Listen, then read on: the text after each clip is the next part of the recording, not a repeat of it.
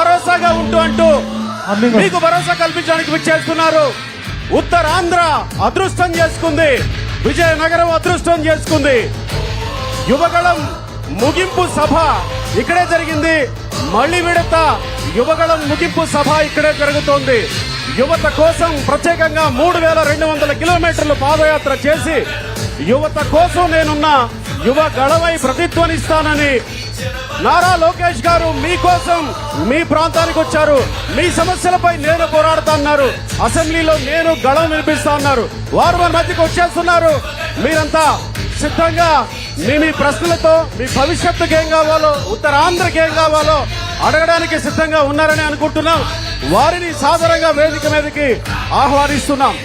3200 కిలోమీటర్ల పాదయాత్ర చేసి యువత సమస్యలు తెలుసుకొని యువత కోసం ప్రత్యేకంగా మేనిఫెస్టోలో 20 లక్షల ఉద్యోగాలు కల్పించడానికి తెలుగుదేశం పార్టీ జాతీయ ప్రధాన కార్యదర్శిగా యువగళం రథ సారథిగా నారా లోకేష్ గారు వేదిక మీదకి విచ్చేస్తున్నారు. వారిని గట్టిగా మీ కరతాళ ధ్వనులతో ఆహ్వానిద్దాం. ఊరికే ఒక నాయకుడిని ఎన్నుకోకూడదు. ఆ నాయకుడు ఏం చేస్తాడో, ఆ నాయకుడు ఎలాంటి భరోసా కల్పిస్తాడో తెలుసుకున్న తర్వాతే ఆ నాయకుడిని నమ్మాలి. అలాంటి నాయకుడిని నేనవుతానని లోకేష్ గారు వేదిక మీద చేస్తున్నారు. లోకేష్ గారికి ఆహ్వానం పలుకుదాం. ఉత్తరాంధ్ర తిరగబడ్డ నేల, విప్లవమై ఎగసిన నేల, చరిత్ర సృష్టించిన నేల, చైతన్యం కలిగిన నేల, గచ్చ కట్టి రాష్ట్రాన్ని ఉర్రూతలూగించిన నేల. లోకేష్ గారికి సాదర స్వాగతం తెలియజేస్తున్నాం.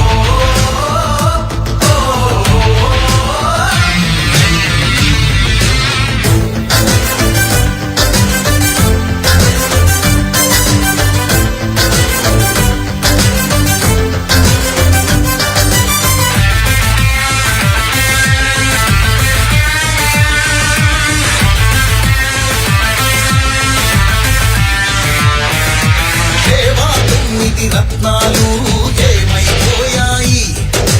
ఆనాడిచ్చిన హామీలు ఎక్కడ చచ్చాయి? ఎయిడెడ్ స్కూళ్లకు ఎసరెట్టి చదువును చంపారు. ఉద్యోగాలే లేకుండా యువతను ఉంచారు. కొత్తగా లాగే కంపెనీ ఎవ్వరికీ పాపం, ఉన్నవి కూడా ఊడెగా ఎందుకు ఈ శాపం?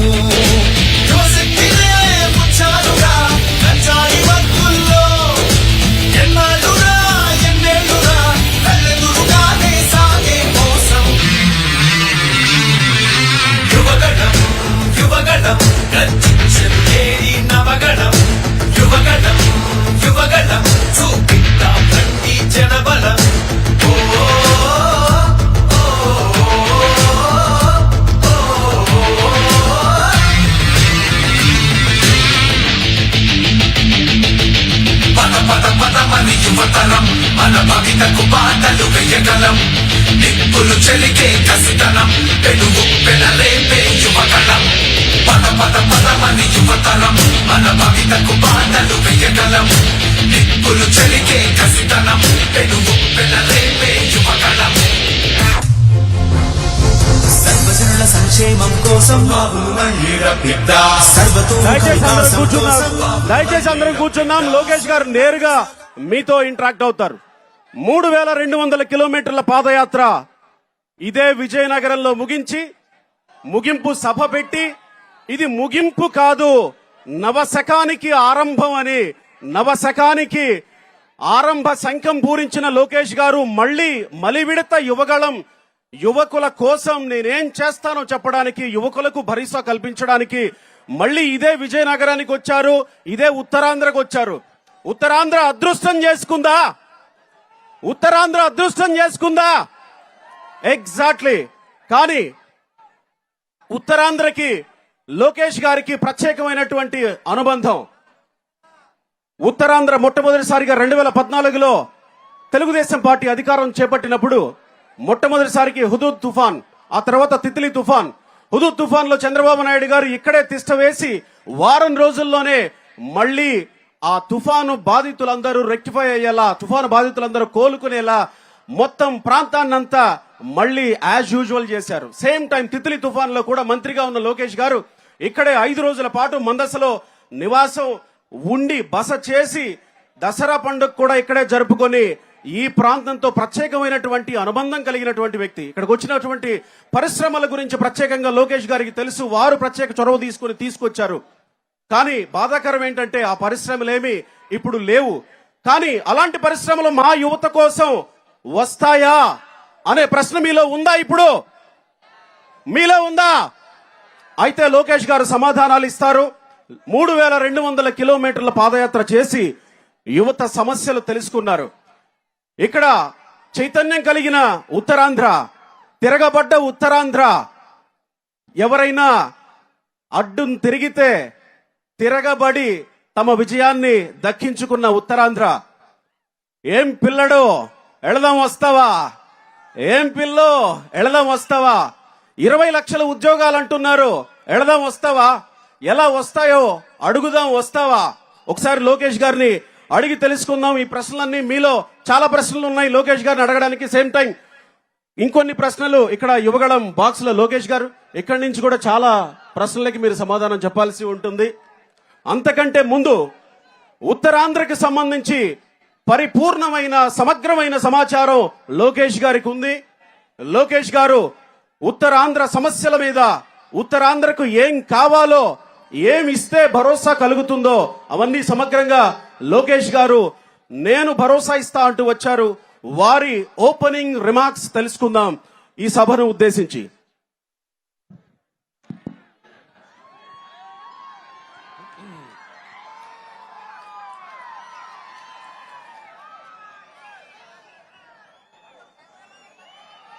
ఉత్తరాంధ్ర దద్దరలింది. యువగలం కాస్త యువ గర్జనగా మారింది.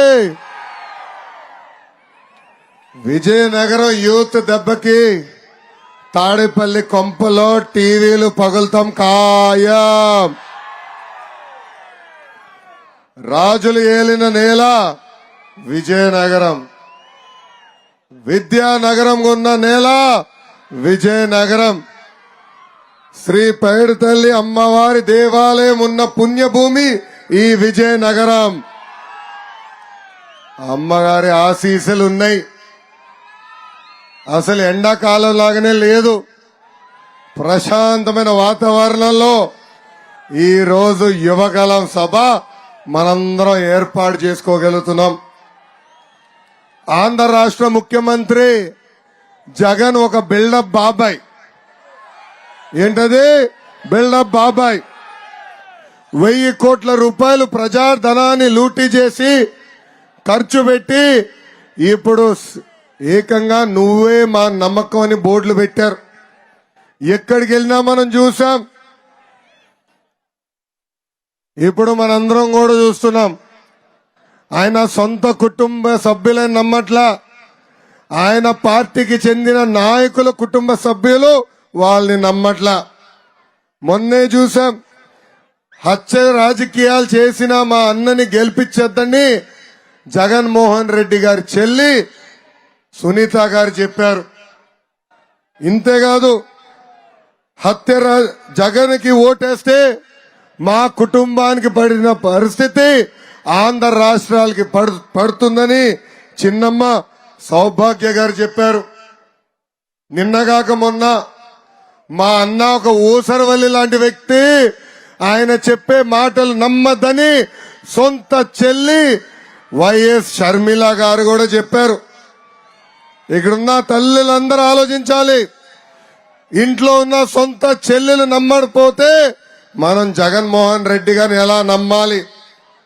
ఎక్కడ హత్యలు జరుగుతాయని వైఎస్ విజయలక్ష్మి గారు కూడా అమెరికాకి వెళ్ళిపోయే పరిస్థితి. సో జగన్మోహన్ రెడ్డి గారిని సొంత కుటుంబ సభ్యులు నమ్మట్లా. ఇంకా వైకాపా నాయకుల సొంత కుటుంబ సభ్యులు కూడా ఆ నాయకులు నమ్మట్లా. అంబటి రాంబాబు గారు ఒక నీచుడు, దుర్మార్గుడని ఆయన సొంత అల్లుడు చెప్పే పరిస్థితి. ఇంకొక పక్కన సొంత కొడుక్కి న్యాయం చేయలేదని ముత్యాల నాయుడు వాళ్ళ కొడుకు ముత్యాల నాయుడునే నాకే న్యాయం చేయలేదు, ఇంకా ప్రజలకు ఏం న్యాయం చేస్తారని చెప్పే పరిస్థితి. ఇంకా ముద్రగడ పద్మనాభం గారి కూతురు ఏకంగా మీడియా మిత్రుల ముందలకొచ్చి వైఎస్ జగన్ మా తండ్రిని వాడుకుంటున్నాడు, ఎన్నికల తర్వాత వదిలేస్తాడు, పాపం మా తండ్రి ఆ ట్రాప్ లో పడిపోయారని సొంత కూతురే చెప్పే పరిస్థితి. ఇంకా పక్క జిల్లా శ్రీకాకుళంలో ఒక వ్యక్తి ఉన్నాడు, దువ్వాడ శ్రీను. ఆ దువ్వాడ శ్రీను సొంత భార్య వాణి గారు రోడ్డెక్కి మా భర్తకి ఓటేయద్దు, మా భర్తని ఓడించండి అని ప్రజలు చెప్పే పరిస్థితి. అంటే వైకాపా పార్టీ నాయకుల సొంత కుటుంబ సభ్యులే నమ్మట్లేదు. ఇంకా జగన్మోహన్ రెడ్డి గారి సొంత కుటుంబ సభ్యులే జగన్మోహన్ రెడ్డి గారు నమ్మే పరిస్థితి లేకుండా పోయింది. ఈ సభాముఖంగా 5 కోట్ల ఆంధ్రులు ఆలోచించమంటున్నా. సొంత కుటుంబ సభ్యులే వాళ్ళు నమ్మపోతే ఇంకా మనం ఎలా వాళ్ళని నమ్మాలని? ఎన్నికల ముందల జగన్ అన్న వ్యక్తి ఊరూరు తిరిగాడు, పాదయాత్ర చేశాడు. ఆనాడు 25కి 25 ఎంపీలు గెలిపించండి, ఢిల్లీలో మెడలు వంచుతా అన్నాడు. ఈ రోజు 31 మంది ఎంపీలు ఉన్నారు. ఢిల్లీ మెడలు వంచాడా? మన తరపున ఏనాడైనా పోరాడా? మనకు రావాల్సిన నిధుల గురించి ఏనాడైనా అడిగాడా? అమ్మా 31 మంది ఎంపీలు ఢిల్లీకి వెళ్లి ఆంధ్రుల ఆత్మ గౌరవాన్ని ఏకంగా తాకట్టు పెట్టారు. ఒక ఎంపీ ఏకంగా జిప్పు తెరిచి మొత్తం చూపించాడు. ఇంకొక ఎంపీ మర్డర్ కేసులో ఇరుక్కున్నాడు, సొంత బాబాయిని లేపేశాడే. పోలీసు వాళ్ళు వస్తే కర్నూలు ఆసుపత్రి లోపల దూరి దొంగ చాటుగా అక్కడ దాక్కున్నాడు. ఇంకా ఇంకొక ఎంపీ ఉన్నాడు, యూట్యూబ్ వీడియోలు చేస్తాడు, రీల్స్ చేస్తాడు, కానీ ఏనాడు ప్రజల గురించి అడగడు. దాని పక్కనే ఒక జిల్లా విశాఖపట్నం జిల్లా ఉంది, అక్కడ ఎంపీ ఉన్నవాడు సొంత భార్యని కొడుకుని వాళ్ళ పార్టీ నాయకులు కిడ్నాప్ చేస్తే మొత్తం కుటుంబం హైదరాబాద్కి పారిపోయింది. వీళ్ళందరికన్నా ఒక దొంగ ఉన్నాడండి, ఆ దొంగ పేరే విజయసాయి రెడ్డి తల్లి.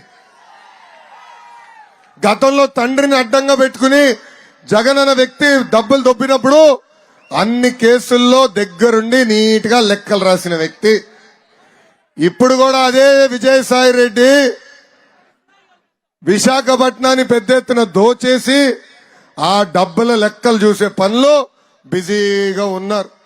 31 మంది ఎంపీలుంటే ఢిల్లీని వణికించాలా, మనకు కావాల్సన్ని చేపించాలా, కానీ ఏనాడు పార్లమెంట్ సాక్షిగా ఆంధ్ర రాష్ట్రానికి ఇది ఇవ్వండి, ఇది మాకు కావాలని పోరాడలేదు.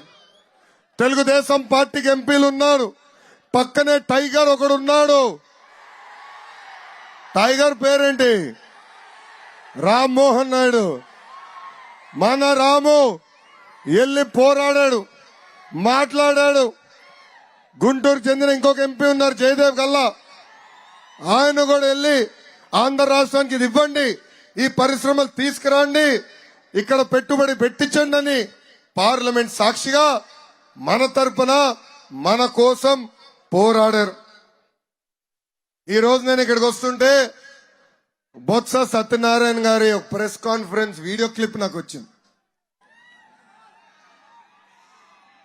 అది చూసిన తర్వాత నాకు అర్థమైంది ఆయనకి వణుకు మొదలైంది అని. నిన్న ప్రధానమంత్రి గారు వచ్చి ఆంధ్ర రాష్ట్రం ల్యాండ్ శాండ్ వైన్ మాఫియాకి అడ్డగా మారిపోయిందని చెప్పారు.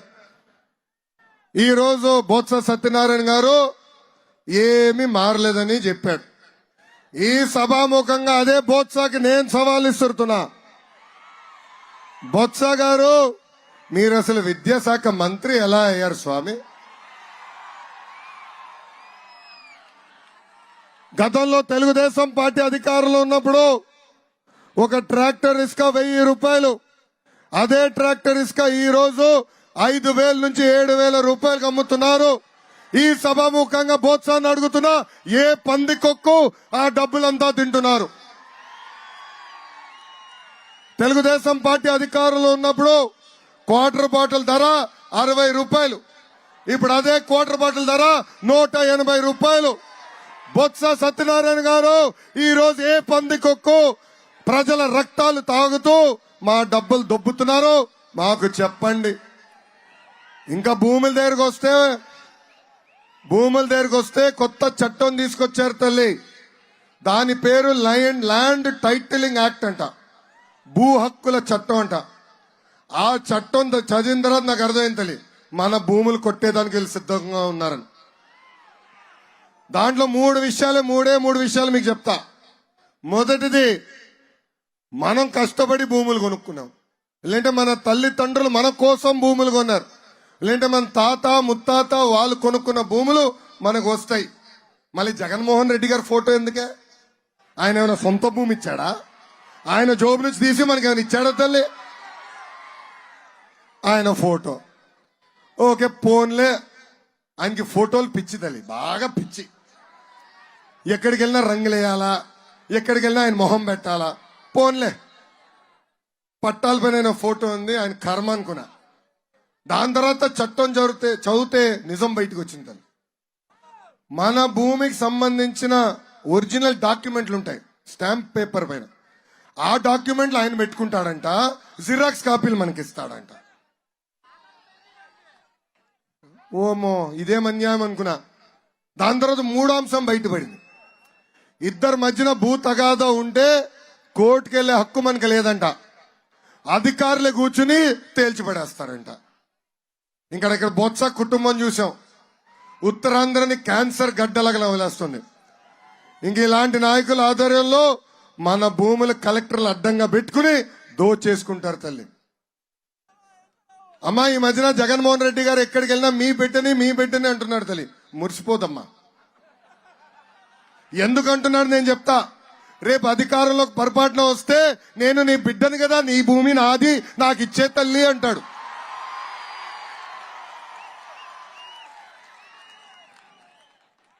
రెండు 2014 ఆంధ్ర రాష్ట్ర విభజన జరిగింది. కట్టుబట్టలతో మెడబట్టి మనం బయటికి గెంటేశారు. రాజధాని లేని ఆంధ్ర రాష్ట్రంగా మన ప్రయాణం మొదలు పెట్టాం. సచివాలయం, అసెంబ్లీ అంతా హైదరాబాద్ లో ఉండే. ఆనాడు ఆ అసెంబ్లీ సాక్షిగా ఒకే రాష్ట్రం ఒకే రాజధాని కానీ అభివృద్ధి వికేంద్రీకరణ చేస్తానని హామీ ఇచ్చాం. దాంట్లో భాగంగా 15 లక్షల కోట్ల పెట్టుబడి, 35 లక్షల మందికి ఉద్యోగాలు ఉపాధి కల్పించే పరిశ్రమలతో మన ఒప్పందం కుదుర్చుకున్నాం. మన 5 సంవత్సరాల్లో 44,000 పరిశ్రమలు తీసుకొచ్చి 6 లక్షల మందికి ఉద్యోగాలు ఉపాధి కల్పించింది తెలుగుదేశం పార్టీ. ఇంతేకాదు, మన జిల్లాని కూడా పెద్ద ఎత్తున ఆనాడు అభివృద్ధి చేశాం. మీరందరూ ఆలోచించండి. తోటపల్లి ప్రాజెక్ట్ కి ఆనాడు 774 కోట్ల రూపాయలు ఖర్చు పెట్టి ప్రాజెక్ట్ ని పూర్తి చేశాం. ఈ ప్రాజెక్ట్ ద్వారా 52,000 ఎకరాలకి సాగునీరు మన ప్రభుత్వం అందజేసింది. ఇంకా ఉత్తరాంధ్రకి సుజలా స్రవంతి పథకం ఆనాడు ప్రారంభిస్తే ఈ ప్రభుత్వ అధికారులకు వచ్చి ఆ పథకాన్ని కూడా క్యాన్సిల్ చేసింది. సెంచూరియన్ యూనివర్సిటీ తీసుకొచ్చాం. ఇంకో పక్కనే ఉన్న భోగాపురం ఎయిర్పోర్ట్ నిర్మాణానికి ఆనాడు భూసేకరణ చేసి హైదరాబాద్ లో శంషాబాద్ ఎయిర్పోర్ట్ ధీటుగా విశాఖపట్నానికి ఉత్తరాంధ్రకి ఎయిర్పోర్ట్ ఉండాలన్న లక్ష్యంతో ఆనాడు పనులు ప్రారంభించిన వ్యక్తి చంద్రబాబు నాయుడు గారు. 2019లో ఒక్క అవకాశం, ఒక్క అవకాశం మన మాయమాటికి మనందరం పడిపోయి మోసపోయాం. జగన్ అనే వ్యక్తి ముఖ్యమంత్రి అయిన తర్వాత మొదటి బాధితులు ఆంధ్ర రాష్ట్ర యువకులు. ఆనాడు ఆయన ఏం చెప్పాడు? వైకాపా ప్రభుత్వ అధికారంలోకి వచ్చిన మొదటి సంవత్సరంలో మెగా డిఎస్సి అన్నాడు. 2,30,000 పెండింగ్ పోస్టులు భర్తీ చేస్తా అన్నాడు. యువతను అడుగుతున్నా, ఒక్క పోస్ట్ అని ఇచ్చాడా? ఒక్కరికైనా ఉద్యోగం కల్పించారా? తల్లి మీరు లక్షలు ఖర్చు పెట్టి పిల్లలు చదివించారు. ఈ రోజు పిల్లలు చదువుకుని బయటకు వచ్చే సమయానికి ఉద్యోగాలు లేని పరిస్థితి. ఆనాడు జగన్మోహన్ రెడ్డి ఇంకొక హామీ ఇచ్చాడు. ప్రతి ఏడా కానిస్టేబుల్ పోస్టులు విడుదల చేస్తా, అన్ని ఫిల్ చేస్తా అన్నాడు. ఒక్క పోస్ట్ ఇచ్చాడా? లేదు. ఇంకింతే కాదు, స్టడీ సర్కిల్స్ రద్దు చేశారు. ఫీ రీయింబర్స్మెంట్ ని తప్పుదారి మళ్లించారు. పీజీ ఫీ రీయింబర్స్మెంట్ లేదు. నిరుపేద కుటుంబాల్లో చెందిన విద్యార్థులు విదేశాల్లో చదువుకునే దానికి ఆనాడు విదేశీ విద్య తీసుకొచ్చాం. ఆ విదేశీ విద్య కార్యక్రమం కూడా రద్దు చేశాడు ఆంధ్ర రాష్ట్ర ముఖ్యమంత్రి జగన్. ఈయన ముఖ్యమంత్రి అయిన తర్వాత అన్ని పరిశ్రమలు పక్క రాష్ట్రానికి వెళ్ళిపోయింది. అమర్ రాజా అన్న పరిశ్రమని వెంటాడి పక్క రాష్ట్రానికి పంపించేశారు. ఇంతేకాదు, విశాఖపట్నానికి రావాల్సిన లూలు హైదరాబాద్కి వెళ్ళిపోయింది. విశాఖపట్నంలో ఉన్న హెచ్ఎస్బిసి బ్యాంక్ సంబంధించిన ఐటీ విభాగం హైదరాబాద్కి వెళ్ళిపోయింది. ఉత్తరాంధ్రకి ఏం తెచ్చాడు తెలుసా జగన్? కోడిగుడ్డు తల్లి, కోడిగుడ్డు. మన ఐటీ ఇండస్ట్రీ శాఖ మంత్రిని కంపెనీలు ఎప్పుడు తీసుకొస్తావయ్యా అని అడిగితే కోడి ముందలు వచ్చిందా గుడ్డు ముందలు వచ్చిందా అంటాడు. అలాంటి వాళ్ళు అవసరమా? అలాంటి వాళ్ళు మనకు అవసరమా? అలాంటి ఐటీ మంత్రి మనకు అవసరమా?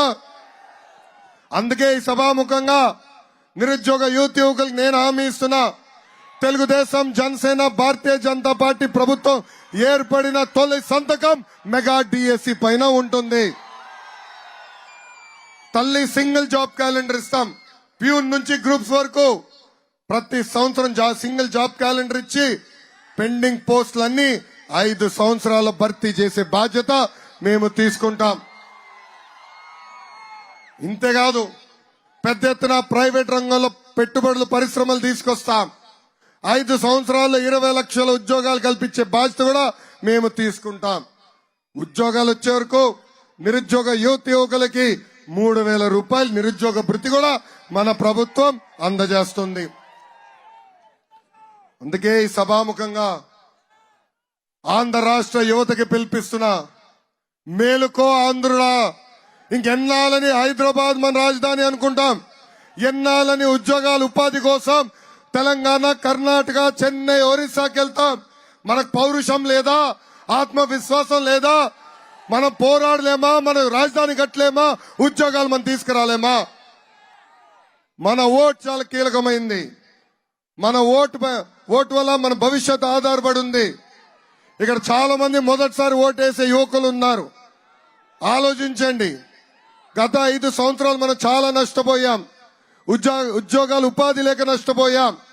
మళ్ళీ ఆంధ్ర రాష్ట్రాన్ని జాబ్ క్యాపిటల్ ఆఫ్ ఇండియాగా చేయాలంటే ఇక్కడ ఉన్న ఎమ్మెల్యేలని, ఎంపీలని గెలిపించాలి. తెలుగుదేశం పార్టీ అభ్యర్థుల్ని గెలిపించాలని ఈ సభాముఖం మిమ్మల్ని అందరినీ నేను కోరుతున్నాం. గతంలో కష్టపడ్డాం, పరిశ్రమలు తీసుకొచ్చాం, ఉద్యోగాలు, ఉపాధి కల్పించాం. మళ్ళీ అదే విధంగా ఉత్తరాంధ్రని ప్రత్యేక శ్రద్ధ పెడతాం. ఉత్తరాంధ్రకి పెద్ద ఎత్తున ఉద్యోగాలు, ఉపాధి కల్పించే బాధ్యత నేను తీసుకుంటాను. అమ్మా, విజయనగరం పట్టణాన్ని పెద్ద ఎత్తున తెలుగుదేశం పార్టీ అభివృద్ధి చేసింది. ఆనాడు గోస్తాని చంపాతి నదిపై, అదే నది నుంచి విజయనగరం పట్టణానికి తాగునీరు మేము తీసుకొచ్చాం. ఇంకో పక్కన ఫ్లైఓవర్లు, రైల్ ఓవర్ బ్రిడ్జ్లు, అదే విధంగా డబుల్ లేన్ రోడ్లు, బైపాస్ రోడ్లు. ఇంకో పక్కన మహారాజా హాస్పిటల్ ని 300 పడకల హాస్పిటల్ తీర్చిదిద్దామేమి. అదే విధంగా నిరుపేద కుటుంబాలకి సొంత ఇల్లు కట్టించి అందజేసేదానికి పెద్ద ఎత్తున టిట్కో ఇల్లు కూడా కట్టించి అందజేసింది తెలుగుదేశం పార్టీ. అమ్మా 2019లో ప్రభుత్వం మారిన తర్వాత ఈ ప్రభుత్వం అశోక్ గజపతి రాజు గారిని ఎంత ఇబ్బంది పెట్టారో మనందరం చూసాం. అశోక్ గారు ఆయన మొత్తం జీవితం ప్రజల సేవ కోసం అంకితం చేసిన వ్యక్తి. గతంలో రాష్ట్ర మంత్రిగా, మొన్న కేంద్ర మంత్రిగా పనిచేసిన వ్యక్తి అశోక్ గజపతి రాజు గారు. ఆయనకి ఇచ్చే గుణం తప్ప చేయి జాపి తీసుకునే గుణం లేదు తల్లి. అలాంటి కుటుంబం పైన దాడి చేశాడు జగన్మోహన్ రెడ్డి. ఆయన ఏకంగా సింహాచలం ట్రస్ట్ బోర్డు నుంచి బయటికి గెంటేశారు. తరతరాలుగా ప్రజల కోసం వాడుతున్న భూములన్నీ కొట్టేసేదానికి విజయసాయి రెడ్డి బోత్స కుటుంబం ప్రయత్నించింది. అందుకే అమ్మా ఆలోచించండి. ఇప్పటికీ మనం చాలా నష్టపోయాం, మళ్ళీ ఇంకొక 5 సంవత్సరాలు నష్టపోకూడదు తల్లి. ఇప్పటికీ రాష్ట్రం 30 సంవత్సరాలు వెనక్కి. దీనికి ఫుల్ స్టాప్ పెట్టాలి. అందరం కలిసికట్టుగా పోరాడాలి. మళ్ళీ విజయనగరం గడ్డపై పసుపు జెండా ఎగిరేయాలని ఈ సభాముఖంగా ప్రజలందరికీ నేను పిలిపిస్తూ, తల్లి జగన్మోహన్ రెడ్డి గారు లాగా నేను పరదాలు కట్టుకుని తిరగను తల్లి. జగన్మోహన్ రెడ్డి లాగా ఊరికి వచ్చినప్పుడు చెట్టులు నేను కొట్టను తల్లి. నేనేనాడు తప్పు చేయలా. దమ్ము ధైర్యంగా ప్రజల ముందర నిలబడుతున్నా. 5 సంవత్సరాలు మేము కష్టపడి మీకు సేవ చేశాం. అందుకే నాకు భయం లేదు తల్లి. అందుకే నేను పరదాలు కట్టుకుని రాను తల్లి. అది నాకున్న చిత్తశుద్ధి. మీ తరపున పోరాడుతున్నందుకు నా పైన 24 కేసులు పెట్టారు తల్లి. నిన్న కూడా ఒక కేసు పెట్టారు తల్లి. ఈ ల్యాండ్ టైటిలింగ్ చట్టం అంటే భూ హక్కుల చట్టం వ్యతిరేకంగా నేను మాట్లాడినందుకు నా పైన చంద్రబాబు నాయుడు గారి పైన కేసు పెట్టారు తల్లి. బాబు గారి పైన ఇప్పుడు 24 కేసులు ఉన్నాయి తల్లి. నా పైన 24 కేసులున్నాయి. కానీ ఆనాడే జగన్ చెప్పా, ఈ లోకేష్ తగ్గేదే లేదు. తల్లి బాంబులకే భయపడిన కుటుంబం మాది. జగన్ పెట్టే చిల్లర కేసులకు మేము భయపడతామా? జగన్ టైం అయిపోయింది నీదే. 13న ఎన్నికలు జరగబోతున్నాయి. ఆంధ్ర రాష్ట్ర ప్రజలు నిన్ను తరిమి కొట్టే రోజులు తొందరలో రాబోతున్నాయని ఈ సభాముఖం తెలుపుకుంటూ, ఇంకా మన పవన్ అన్న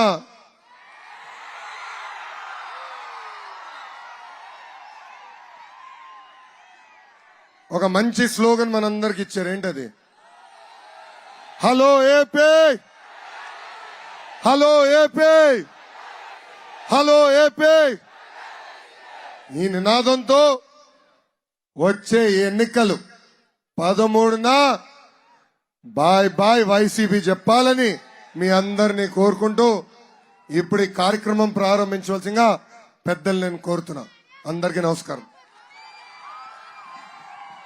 డౌటే లేదు, యువతలో ఒక స్ఫూర్తి రగిలించారు నారా లోకేష్ గారు. యువగళం రథసారథి లోకేష్ గారు ఒక సత్సంకల్పంతో సత్కార్యం తలపెట్టినప్పుడు పంచభూతాలు కూడా సహకరిస్తాయని చెప్పడానికి విజయనగరంలో ఈ వాతావరణమే కారణం. మనం ఇన్ని రోజులు ఉడుకుతూ అనేక కార్యక్రమాలు చేస్తూ వచ్చాం. కానీ ఈరోజు ప్రశాంత వాతావరణంలో వాళ్ళంతా మాకు ఎలాంటి భరోసా కల్పిస్తారు లోకేష్ గారు అని మీకోసం ఎదురు చూస్తూ వచ్చారు. వాళ్ళ దగ్గర చాలా ప్రశ్నలే ఉన్నాయి. ఇక్కడ మహాకవి గురజాడ గారు, మహాకవి శ్రీశ్రీ గారిని ఒకసారి గుర్తు చేసుకోవాలి. ఇదే విశాఖపట్నానికి చెందినటువంటి శ్రీశ్రీ గారు, పదండి ముందుకు పదండి తోసుకు పోదాం పోదాం పై పైకి అంటే అభివృద్ధిలో నాయకులు మనల్ని ఆ స్థాయిలో పైకి తీసుకెళ్తారు అనేది ప్రజలంతా భావిస్తారు. కానీ ఉత్తరాంధ్ర వలసల్లో తోసుకుపోతూ పై పైకి పోతా ఉంది. ఎన్నో ఏళ్లుగా తిరగబడిన నేల, చైతన్యం కలిగిన నేల, ఉజ్వలమైన నేల అని చెప్పుకుంటాం. కానీ వలసలు ఇప్పటికీ కొనసాగుతూనే ఉన్నాయి. వెనుకబడిన ప్రాంతంగా ఇప్పటికీ చెప్పబడుతూనే ఉంది. కానీ ఈరోజు వాళ్ళందరూ మేము వెనుకబడిన వాళ్ళం కాదు, మా ప్రాంతంలో మేము ఉద్యోగాలు చేసుకుంటాం, మా ప్రాంతంలో మేము ఉంటాం, మా ప్రాంతాన్ని అభివృద్ధి చేసుకుంటాం అంటూ మీ మీద భరోసాతో ఇక్కడికి వచ్చారు. వాళ్ళ ప్రశ్నలన్నీ మీ ముందుకు తీసుకొస్తాను. ఇటువైపు నుంచి అందరూ సిద్ధంగా ఉన్నారా? ఆ వెనక నుంచి ఇటువైపు. అంతకంటే ముందు మీరు ఇంతసేపు మాట్లాడిన తర్వాత నాకు ఒక ప్రశ్న వచ్చింది, చిన్న ప్రశ్నే. మీ ఆన్సర్ ఎంత పెద్దదో నాకైతే తెలియదు కానీ ఇప్పటి వరకు మాట్లాడిన దాంట్లో ఉత్తరాంధ్రకి సంబంధించి రాష్ట్ర వ్యాప్తంగా ఏమేం పరిశ్రమలు తీసుకొచ్చారో ఏం చేశారో మీరు చెప్పుకుంటూ వచ్చారు. ఒకవేళ 2019లో మళ్ళీ తెలుగుదేశం పార్టీ ప్రభుత్వమే అధికారంలోకి వచ్చి ఉంటే 2019 నుంచి 24 వరకు ఈ రాష్ట్రం అభివృద్ధి ఎలా ఉండేది? 2019లో తెలుగుదేశం పార్టీ అధికారంలోకి వచ్చి ఉంటే భోగాపురం ఎయిర్పోర్ట్ అయిపోయి ఉండేది. అదాని డేటా సెంటర్స్ ఆనాడు గ్రౌండ్ అయ్యేది. ఈ రోజు 1,00,000 మంది ఒక ఐటీ రంగంలో విశాఖపట్నంలో ఒక్క కంపెనీలో పనిచేసే పరిస్థితి. అనేక కంపెనీలు లైనప్ చేశాం. అనేక పారిశ్రామికవేత్తలు పెట్టుబడి పెట్టేదానికి సిద్ధంగా ఉన్నారు. కానీ ఎప్పుడైతే ప్రభుత్వం మారి ఈ ప్రభుత్వ అధికారంలోకి వచ్చి అశోక్ గజపతి రాజు గారు లాంటి పెద్దవాళ్ళని ఇబ్బంది పెట్టి కంపెనీలు ఇబ్బంది పెట్టారో వీళ్ళందరూ ఇంకా మాకు ఆంధ్ర రాష్ట్రం వద్దు, పక్క రాష్ట్రానికి వెళ్ళిపోయే పరిస్థితి. వెళ్ళిపోయారు.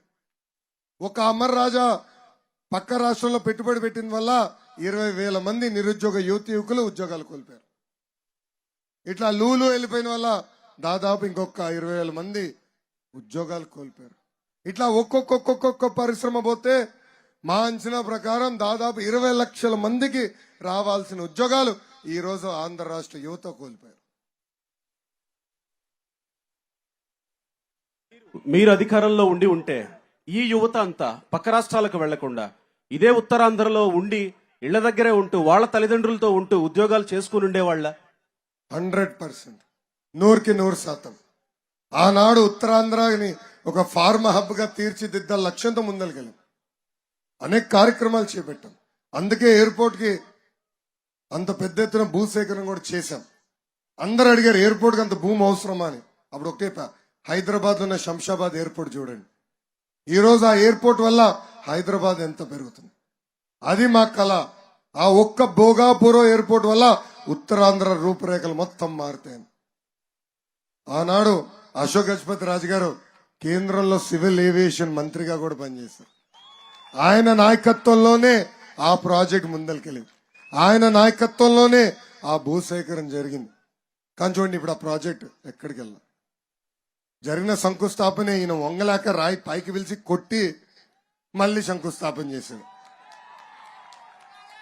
చెప్పే కదా ఈయనకి మార్కెటింగ్ పిచ్ ఎక్కువ. అది ప్రాబ్లం. అది మనకున్న ఆంధ్ర రాష్ట్రకున్న ఇబ్బందికరమైన పరిస్థితి. రైట్. ఇక మీరు కూర్చోరు కదా ఎట్టి పరిస్థితుల్లో. నేను చాలా సభల్లో పాల్గొన్నప్పుడు కూర్చోమని రిక్వెస్ట్ చేశాను. బట్ నేను కూర్చోను, నేను తిరుగుతూనే ఉంటా. ఎవరు ప్రశ్నలు అడుగుతారో వాళ్ళందరికీ నేను నిల్చునే సమాధానాలు చెప్తా అంటూ ఉన్నారు.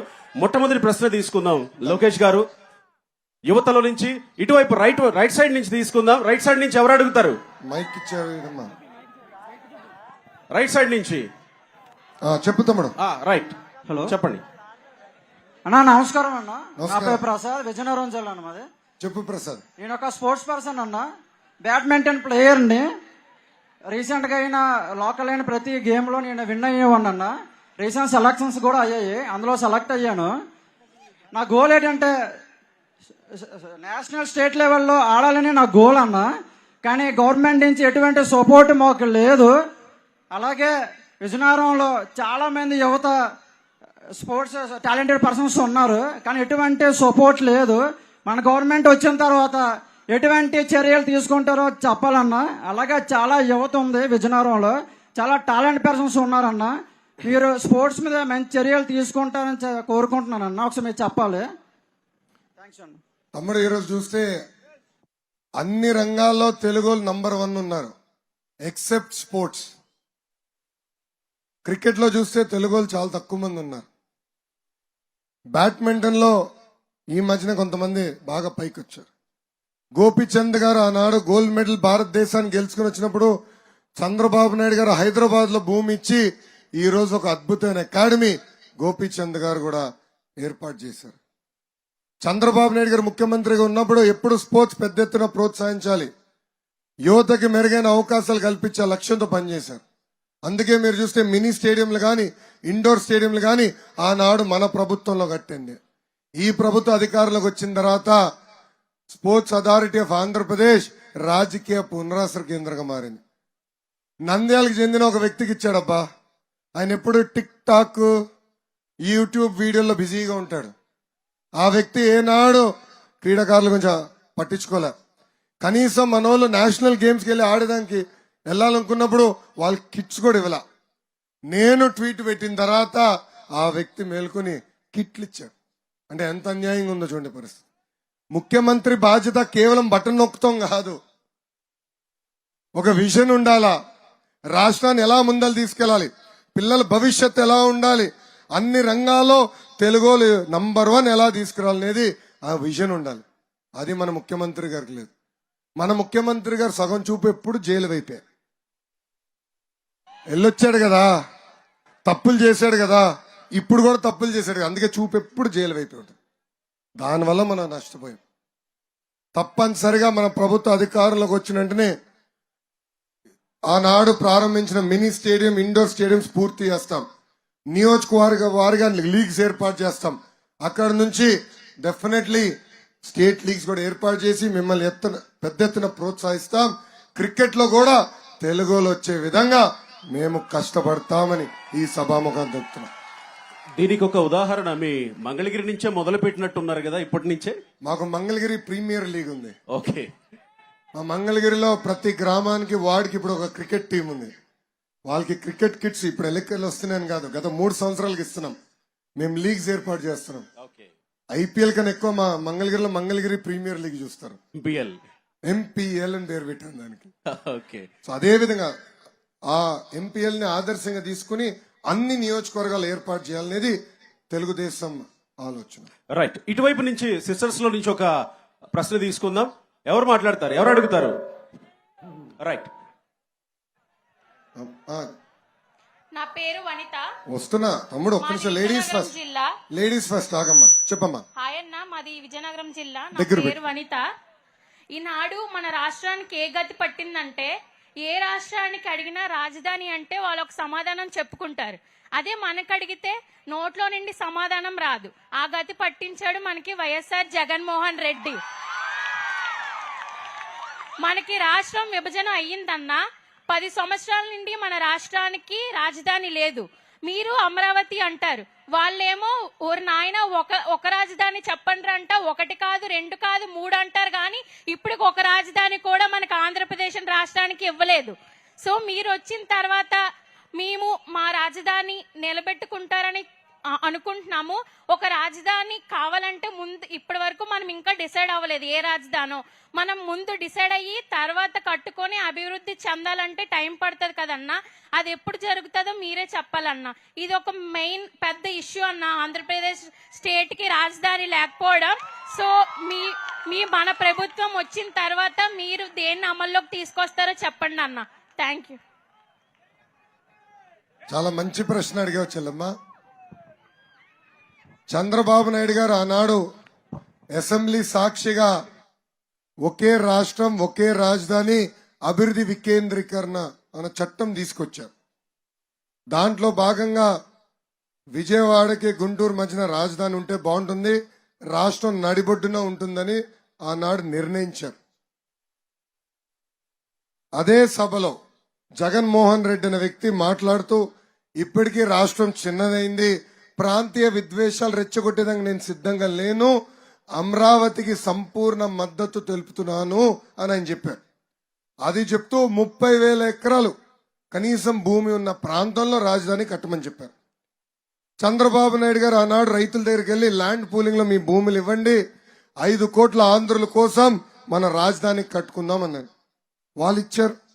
ప్రధానమంత్రి గారు వచ్చి మెయిన్ రోడ్లన్నీ వేసేసాం, సచివాలయం అసెంబ్లీ ఇప్పుడు అక్కడనే ఉంది. ఈ క్రమంలో ఒక్క అవకాశం అన్న మాటకి మీరు అందరూ పడిపోయారు, లేదంటే ఆయన ముద్దులకు పడ్డారు. రెండిట్లో తోడు జరిగింది. పాదయాత్రలు అందరూ ముద్దులు పెట్టాడు కదా తల్లి, పడ్డారు. ఇప్పుడు ఏమైంది?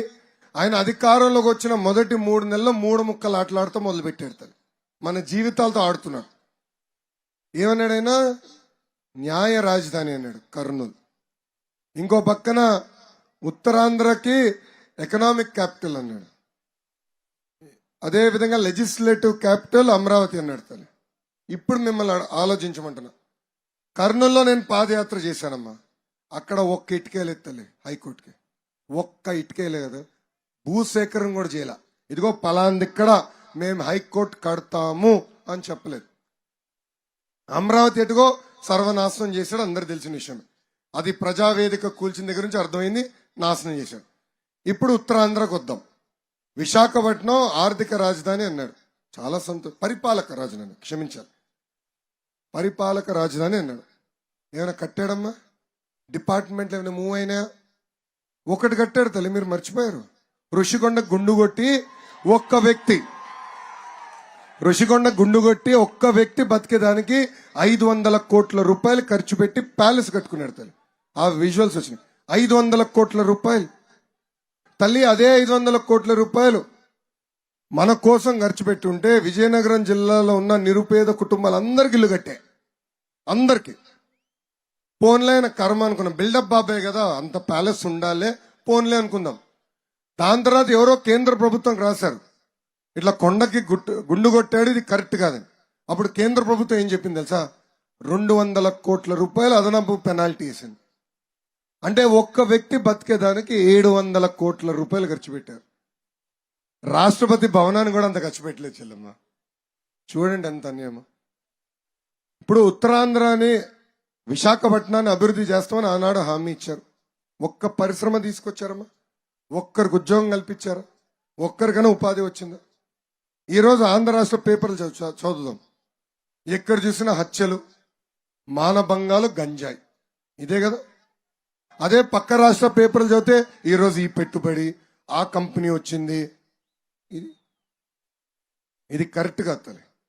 పరిపాలన సౌలభ్యం కోసం ఒకే రాష్ట్రం, ఒకే రాజధాని, అది అమరావతి. కానీ అభివృద్ధి వికేంద్రీకరణ జరగాలి. నేను చాలా స్పష్టంగా చెప్పేది, ఆనాడు మనకి 13 ఉమ్మడి జిల్లాలు ఉండేది. ఒక్కొక్క జిల్లాకి ఒక్కొక్క ప్రాధాన్యత ఇచ్చారు చంద్రబాబు నాయుడు గారు. ఒక ఉదాహరణ, అనంతపూర్ కారులు తయారు చేసే కంపెనీలు తీసుకొస్తాం. చిత్తూరులో సెల్ ఫోన్లు, టీవీలు తయారు చేసే పరిశ్రమలు తీసుకొద్దాం. కడపని స్పోర్ట్స్ క్యాపిటల్ గా చేద్దాం. కర్నూలులో వచ్చేగల రెన్యూబుల్ ఎనర్జీ అంటే సోలార్, విండ్ ఎనర్జీ, ఆ పెట్టుబడులు తీసుకొద్దాం. సిమెంట్ ఫ్యాక్టరీలు తీసుకొద్దాం. మన ఉత్తరాంధ్రకు వచ్చేగల విశాఖపట్నాన్ని ఐటీ కేంద్రంగా చేద్దాం. ఇంకా పైకి వస్తే భోగాపురం, శ్రీకాకుళాన్ని ఏకంగా ఫార్మా హబ్ గా క్రియేట్ చేసి ఐటీ కంపెనీలన్నీ ఇటు తీసుకురాలేదు మా లక్ష్యంతో. గతంలో చేసి చూపించాం. నేను ఐటీ శాఖ మంత్రి ఉన్నప్పుడు పరిశ్రమలు తీసుకొచ్చా, పెట్టుబడులు తీసుకొచ్చాం. అది కూడా సర్వనాశనం చేశారు. ఇంకెంతసేపులేమో, ఒక నెల మన ప్రభుత్వం వస్తుంది, ఆగిపోయిన పనులన్నీ తిరిగి మేము ప్రారంభిస్తాం. లోకేష్ గారు, ప్రత్యేకంగా రాజధాని విషయంలో రాష్ట్ర యువత అంతా ఎంతలా ఎదురు చూస్తున్నారో, ఇందాక యువతి మాట్లాడినట్టు ఒక రకంగా రాజధాని అని ఎక్కడ చెప్పుకోలేని పరిస్థితి ఉన్నటువంటి ఈ రాష్ట్రంలో ఇక్కడ మీరు చెప్తున్నంతసేపు పిన్ డ్రాప్ సైలెంట్ గా వింటున్నారంటే వీళ్ళందరూ దేనికోసం ఎదురు చూస్తున్నారు? రాష్ట్ర రాజధాని ఇది అని గర్వంగా చెప్పుకోవడానికి ఎదురు చూస్తున్నారు అనేదే అర్థమవుతుంది. 5 కోట్ల ఆంధ్రులు గర్వపడే విధంగా రాజధాని మేము నిర్మిస్తాం. పక్క రాష్ట్రాలు కాదు, పక్క దేశాలకు వెళ్ళినప్పుడు ఓహో మీరు అమరావతియా, మీరు ఆంధ్ర రాష్ట్రమా, ఎంత అద్భుతంగా ఉంది. అందరం గర్వపడే విధంగా మన రాజధాని నిర్మిస్తాం. కానీ అభివృద్ధి వికేంద్రీకరణ చేసి చూపిస్తాం. గతంలో అడుగులు వేసాం, పెట్టుబడులు తీసుకొచ్చాం. అదే విధంగా అన్ని జిల్లాల్ని సమగ్రంగా అభివృద్ధి చేసే బాధ్యత కూడా మన ప్రభుత్వం తీసుకుంటుంది. రైట్, ఇంకొక ప్రశ్న తీసుకుందాం. ఇటువైపు నుంచి ఎవరు అడుగుతారు? అమ్మా ప్లీజ్. హాయ్ అన్న, నా పేరు మాధురి. నేను విజయనగరం జిల్లా నుంచి వచ్చాను. నేను బీటెక్ డిగ్రీ కంప్లీట్ చేశాను. జాబ్స్ కోసం అప్లై చేస్తున్నా కానీ ఇంటర్వ్యూ కాల్స్ అనేవి రావడం లేదు.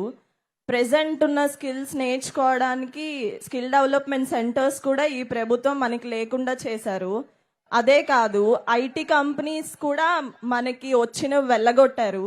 మీ ప్రభుత్వం వస్తే మాకు జాబ్ ఆపర్చునిటీస్ ఎలా ఇస్తారో చెప్పాలన్నా. మా చంద్రబాబు నాయుడు గారు అంటే ఒక బ్రాండ్ అమ్మా. జగన్మోహన్ రెడ్డి జైలు తల్లి. చంద్రబాబు నాయుడు గారు చూస్తే ఆటోమేటిక్ గా కంపెనీలు వస్తాయి. చాలా మంది వెయిటింగ్ మొదటి 100 రోజుల్లో ఆంధ్ర రాష్ట్రంలో పెట్టుబడులు పెట్టేదానికి. గతంలో చంద్రబాబు నాయుడు గారు అనేక పరిశ్రమలు తీసుకొచ్చారు. నేను ఐటీ శాఖ మంత్రిగా ఉన్నప్పుడు విశాఖపట్నానికి ఐటీ కంపెనీలు తీసుకొచ్చా. ఈ రోజు వాళ్ళందరినీ పక్క రాష్ట్రానికి తరిమేసే పరిస్థితి. నేను అనేక మంది కంపెనీ యజమానులు కలిసా.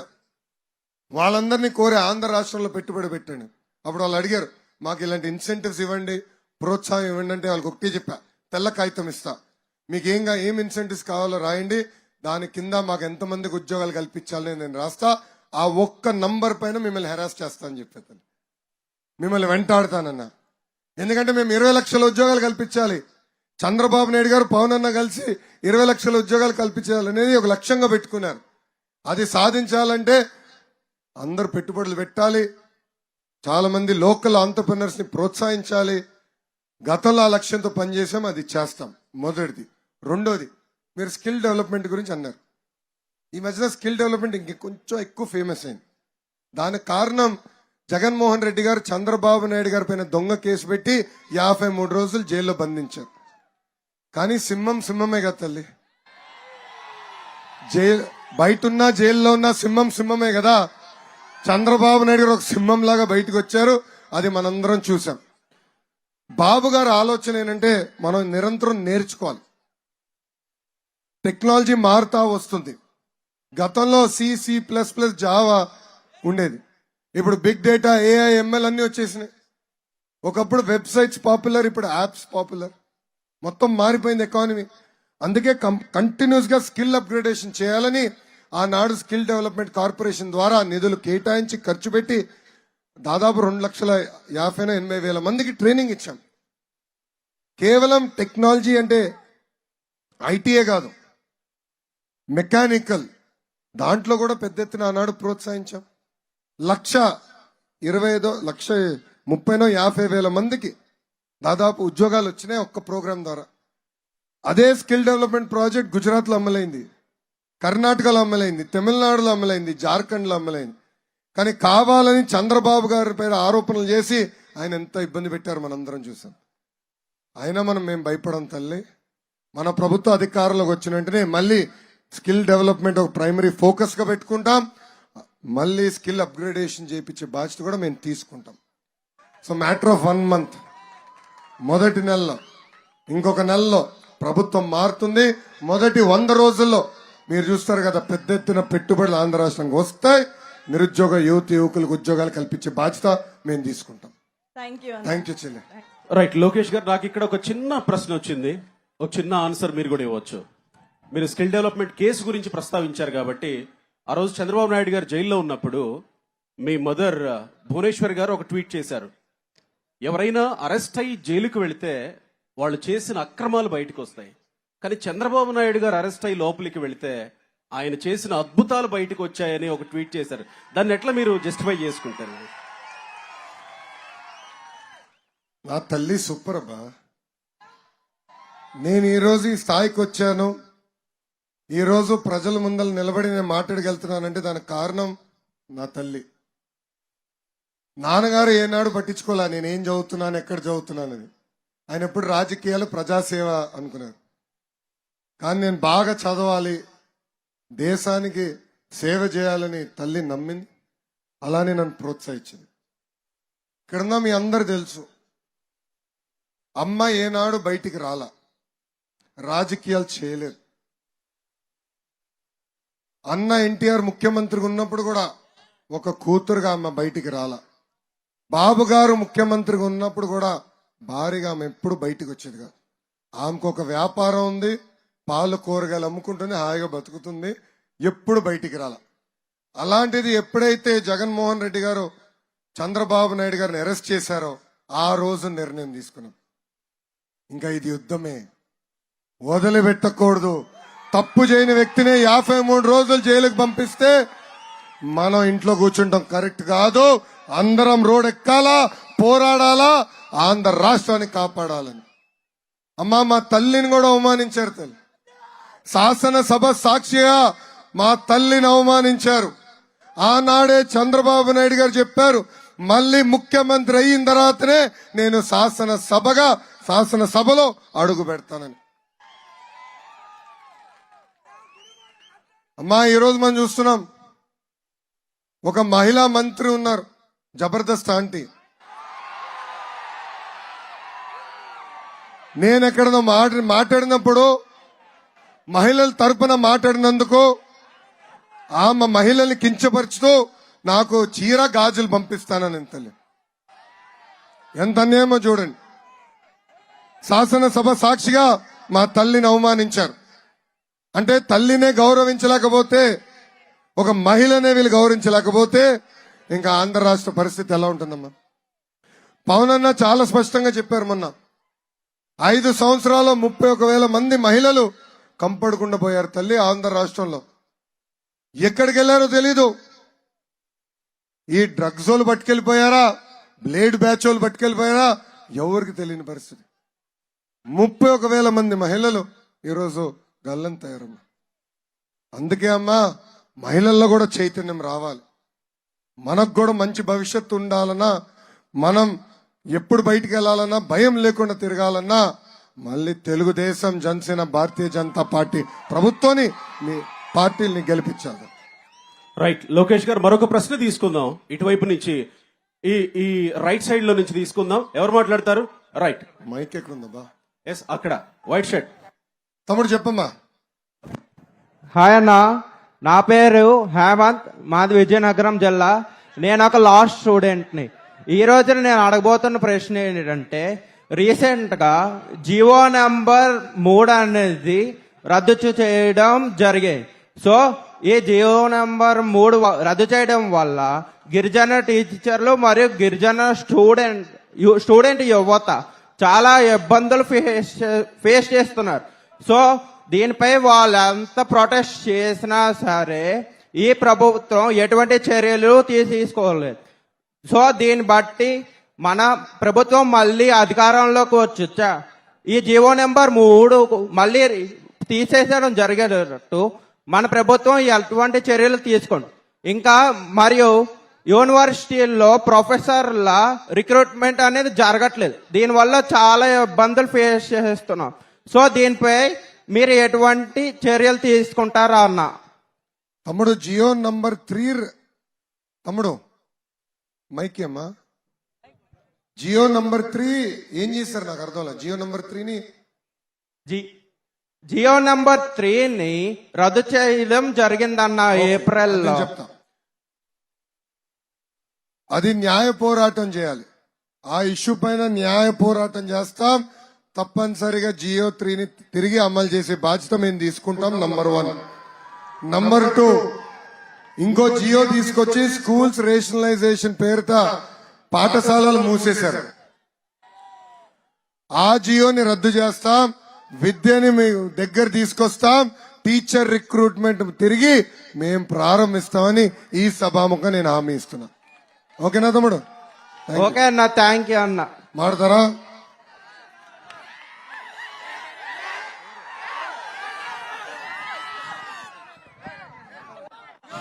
అన్న మాది విజయనగరం జిల్లా కానిస్టేబుల్ అన్న 2023 నవంబర్లో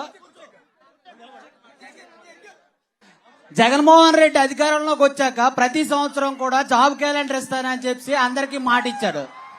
తర్వాత ఏంటంటే ప్రతి సంవత్సరం జాబ్ ఇవ్వకపోయి 4 సంవత్సరాలు అయిన తర్వాత వచ్చే లాస్ట్ ఇయర్ లో జాబ్ అది నోటిఫికేషన్ ఇచ్చి 2023 నవంబర్ లో పోలీస్ నోటిఫికేషన్ ఇచ్చారన్న. పోలీస్ నోటిఫికేషన్ ఇచ్చి 2023 తర్వాత జనవరి 22న ఎగ్జామ్ పెట్టారు, ప్రిలిమినరీ ఎగ్జామ్. దాని తర్వాత పిఎంటీ లేదు, మెయిన్ ఎగ్జామ్ లేదు. దాని మీద ఏదో కేసులని, ఆ కేసులని, ఈ కేసులని ఇప్పుడు వరకు 1.5 సంవత్సరం అయిపోతుంది. 2022 జనవరి నుంచి ఇప్పుడు ఆల్రెడీ 2024 వచ్చింది అన్న. ఇప్పుడు వరకు దాని మీద కనీసం ఒక చిన్న అప్డేట్ అనేది కూడా లేదు. ఇప్పుడు ఏంటంటే తర్వాత మన ప్రభుత్వం అధికారంలోకి వచ్చాక మీరు ఆ నోటిఫికేషన్ ని ఎంత తొందరగా భర్తీ చేయగలరని మీ నుంచి కోరుకుంటున్నాం అన్న. నాకున్న అవగాహన మేరకు మొదటి 6 నెలల్లో ఆ పోస్టులు భర్తీ చేసే బాధ్యత మేము తీసుకుంటాం. రెండోది, ఉత్తరాంధ్రలో మీరు చూస్తే సైనికులుగా పనిచేస్తారు. మిలిటరీలో ఎక్కువ శాతం ఆంధ్ర రాష్ట్రం నుంచి ఉత్తరాంధ్రలో ఉంటారు. మీకోసం ప్రత్యేకంగా ట్రైనింగ్ సెంటర్స్ ఇక్కడ ఏర్పాటు చేస్తాం. దేశాన్ని కూడా కలిసి సేవ చేయాలి కదా. గతంలోనే నేను ఇక్కడ శంకారావం కార్యక్రమం పెట్టుకున్నప్పుడు హామీ ఇచ్చా, అది కూడా ఏర్పాటు చేసే బాధ్యత మేము తీసుకుంటాం. రాబోయే 5 సంవత్సరాల్లో పోలీస్ శాఖలో కూడా రిక్రూట్మెంట్ చేయాల్సిన అవసరం ఉంది. అది తప్పనిసరిగా మన ప్రభుత్వం చేస్తుంది. ఓయ్, మైక్ ఆన్ చేయాలి. హలో, చెప్పు తమ్ముడు. ఈ నోటిఫికేషన్ కాకుండా మళ్ళీ మన ప్రభుత్వం అధికారంలోకి ఇస్తానన్నా వచ్చాక కదా, నేను హామీ ఇచ్చా కదా, ఇస్తాను. డన్. అనా ప్రతి జిల్లాలో చూసుకుంటానా నెల్లూరు, కృష్ణా, కర్నూలు, విశాఖపట్నం జిల్లాల్లో నోటిఫికేషన్ తీసేటప్పుడు కానిస్టేబుల్ కి 350, 300, 250 పోస్టులు తీస్తాను ఒక్కో జిల్లాకి.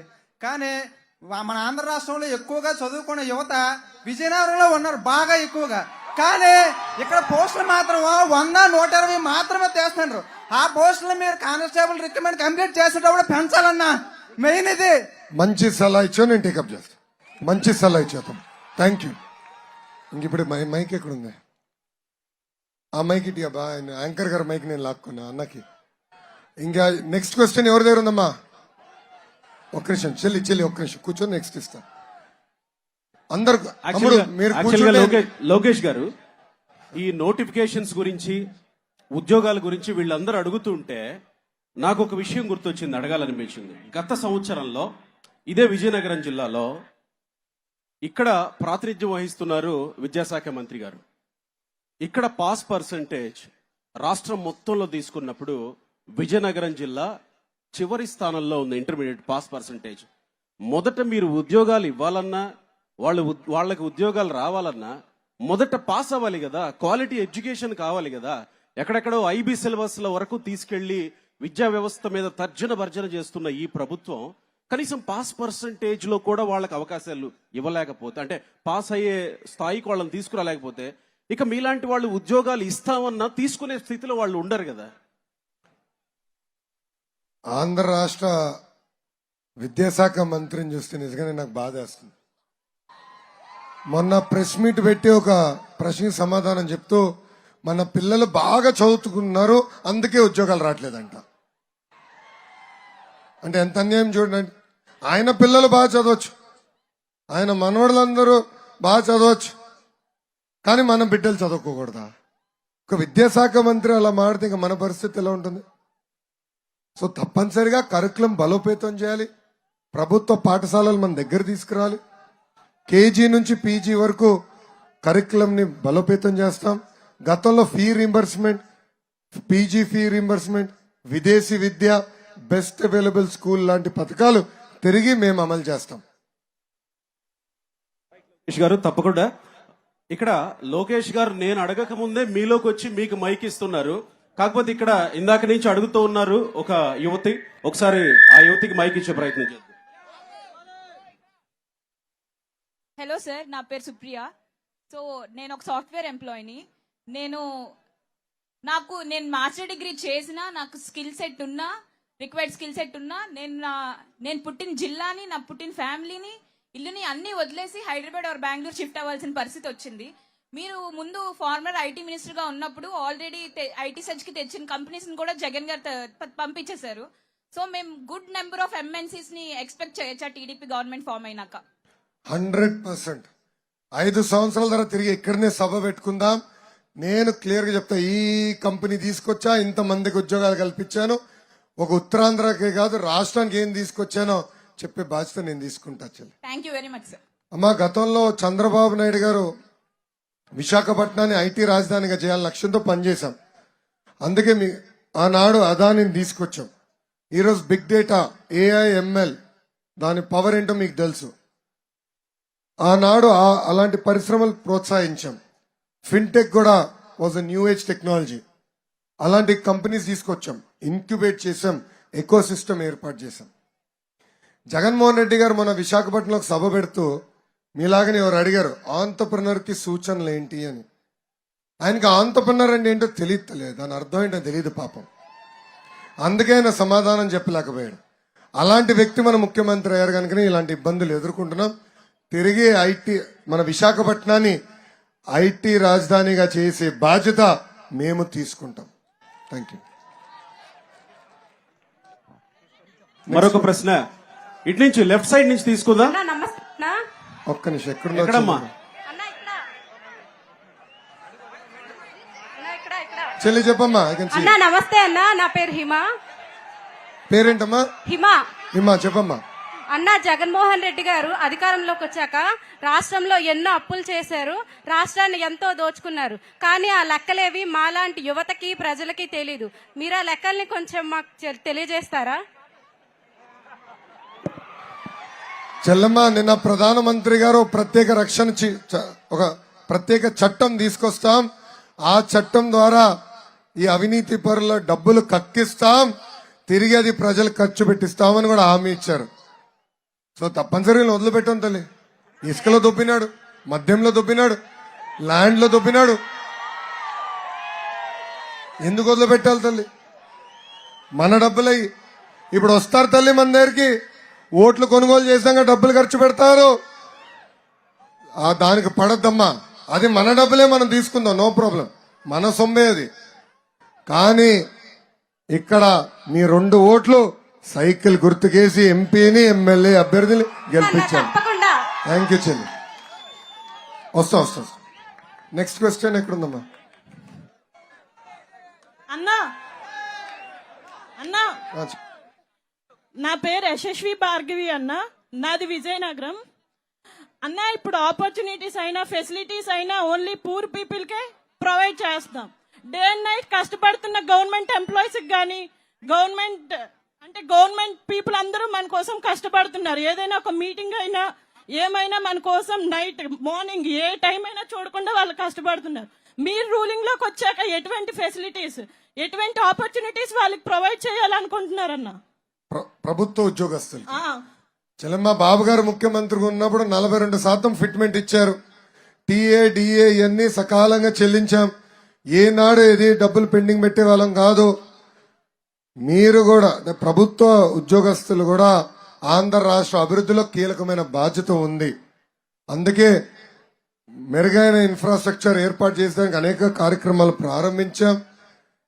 ఎవరు ఊహించిన విధంగా మెరుగైన ఫిట్మెంట్ ఇచ్చాం. ఇంకెంత 1 నెల మన ప్రభుత్వం వస్తుంది, చాలా బకాయిలు ఉన్నాయి, అవన్నీ చెల్లించాలి. 1వ తారీఖు నాడు జీతాలు ఇవ్వాలి, పెన్షనర్స్ కి రావాల్సిన పెన్షన్ కూడా ఒక్క నిమిషం, మళ్ళీ 1వ తారీఖు నాడు పెన్షన్ కూడా చెల్లించే బాధ్యత మేము తీసుకుంటాం చెల్లమ్మ. ఇప్పుడు ఋషికొండలోని పెద్ద పెద్ద ప్యాలెస్లు కడుతున్నాడు కదా జగన్. ఇప్పుడు జగన్ ఎలాగైతే అమరావతిలోని ఇది మాకు పనికిరాదని ఎలాగైతే బ్రేక్ చేశాడో, మనకి వేరే గవర్నమెంట్ బిల్ చేసింది అని చెప్పేసి మనం ఏదైనా మిస్యూజ్ చేయకుండా దాన్ని మన గవర్నమెంట్ పరంగా యూజ్ చేస్తామా, లేకపోతే గవర్నమెంట్ చేసిన విధంగానే పాత గవర్నమెంట్ చేసిన విధంగానే మనం కూడా దాన్ని చేస్తామా? ఒక్క క్లారిటీ ఇవ్వండి అన్న. చంద్రబాబు నాయుడు గారికి కడతాం తెలుసు తల్లి, కూల్చేస్తాం తెలియదు ఆయనకి. చిన్న చీమని కూడా ఏం అనలేడు ఆయన. చంద్రబాబు నాయుడు గారు ఎప్పుడు కట్టాలి, ఉద్యోగాలు కల్పించాలి, పిల్లల భవిష్యత్తు మారాలనేది ఆయన బలంగా నమ్ముతారు. చంద్రబాబు నాయుడు గారు ఎప్పుడూ మన పిల్లల గురించి ఆలోచిస్తారు. వాళ్ళందరికీ ఉద్యోగాలు ఉపాధి కల్పిస్తే ఆ కుటుంబాల జీవితాలు మారిపోతాయని బలంగా నమ్మే వ్యక్తి చంద్రబాబు గారు. అందుకే ఆయన ఎప్పుడు కడతాడు తల్లి. ఆ ప్యాలెస్ లోపల ఏముందో నాకు తెలియదమ్మా, చూడాలి. అంతెందుకు ఖర్చు పెట్టారో తెలుసుకోవాలి. 1 నెలల తర్వాత మన ప్రభుత్వం వస్తుంది, దానికి మెరుగ్గా దేనికి వాడచ్చు ఏంటనే తప్పనిసరి మేము కనుక్కుంటాం. కానీ ఎట్టి పరిస్థితుల్లో ఒక్క ఇటుక కూడా అక్కడి నుంచి మేము తీయము, కూల్చుతాం. తెలుగుదేశం పార్టీ బ్లడ్ లో లేదు. రైట్. లోకేష్ గారు మీ దగ్గరికే వస్తారు, మీ నుంచి ప్రశ్నలు నేరుగా తీసుకుంటారు. ఈ లోపల లోకేష్ గారు ఆ బాక్స్ లో చాలా మంది ప్రశ్నలు రాసి ఉన్నాయి, తీసుకుంటా. ఈ లోపల ఒక మైక్ అట్టించండి. యా, డెఫినెట్ గా. ఒకసారి ఇక్కడి నుంచి రైట్ సైడ్ నుంచి ఎవరు అడుగుతారు ప్రశ్న? ఎక్కడుంది మైక్? ఎవరు అడగబోతున్నారు? రైట్ సైడ్ నుంచి. రైట్ సైడ్ నుంచి మాట్లాడండి, అడగండి. అన్నా నమస్తే అన్నా, నా పేరు సత్యవతరాజు, నాది విజయనగరం జిల్లా. నేను కోల్ఫరం అనే ఒక చిన్న వ్యాపారం చేసి లాస్ అయిపోయి ఐటీఆర్ కట్టానండి. ఐటీఆర్ కట్టడం వల్ల నాకు ఇన్కమ్ ట్యాక్స్ కట్టానని చెప్పేసి మొత్తం పథకాలన్నీ కూడా ఏమి ఇవ్వలేదు. దానికి నేను ఫామ్ 26 నేను ఇచ్చాను. ఇచ్చిన తర్వాత కూడా దాని తాలూకా పథకాలంటే ఏమీ రాలేదు. అలాగే నా కూతురికి కాల్ డిఫెక్ట్ ఉందండి, ఎముకల డిఫెక్ట్. దానికి ఫెన్షన్ కూడా ఒకసారి కూడా వీళ్ళు ఇచ్చేయలేదండి.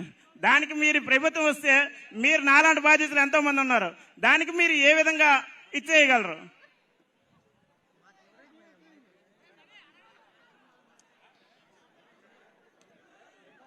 తమ్ముడు, గతంలో ఎట్లయితే లబ్ధిదారులు గుర్తించి సంక్షేమ కార్యక్రమాలు నేరుగా మీకు అందించామో అదే విధంగా గుర్తిస్తాం.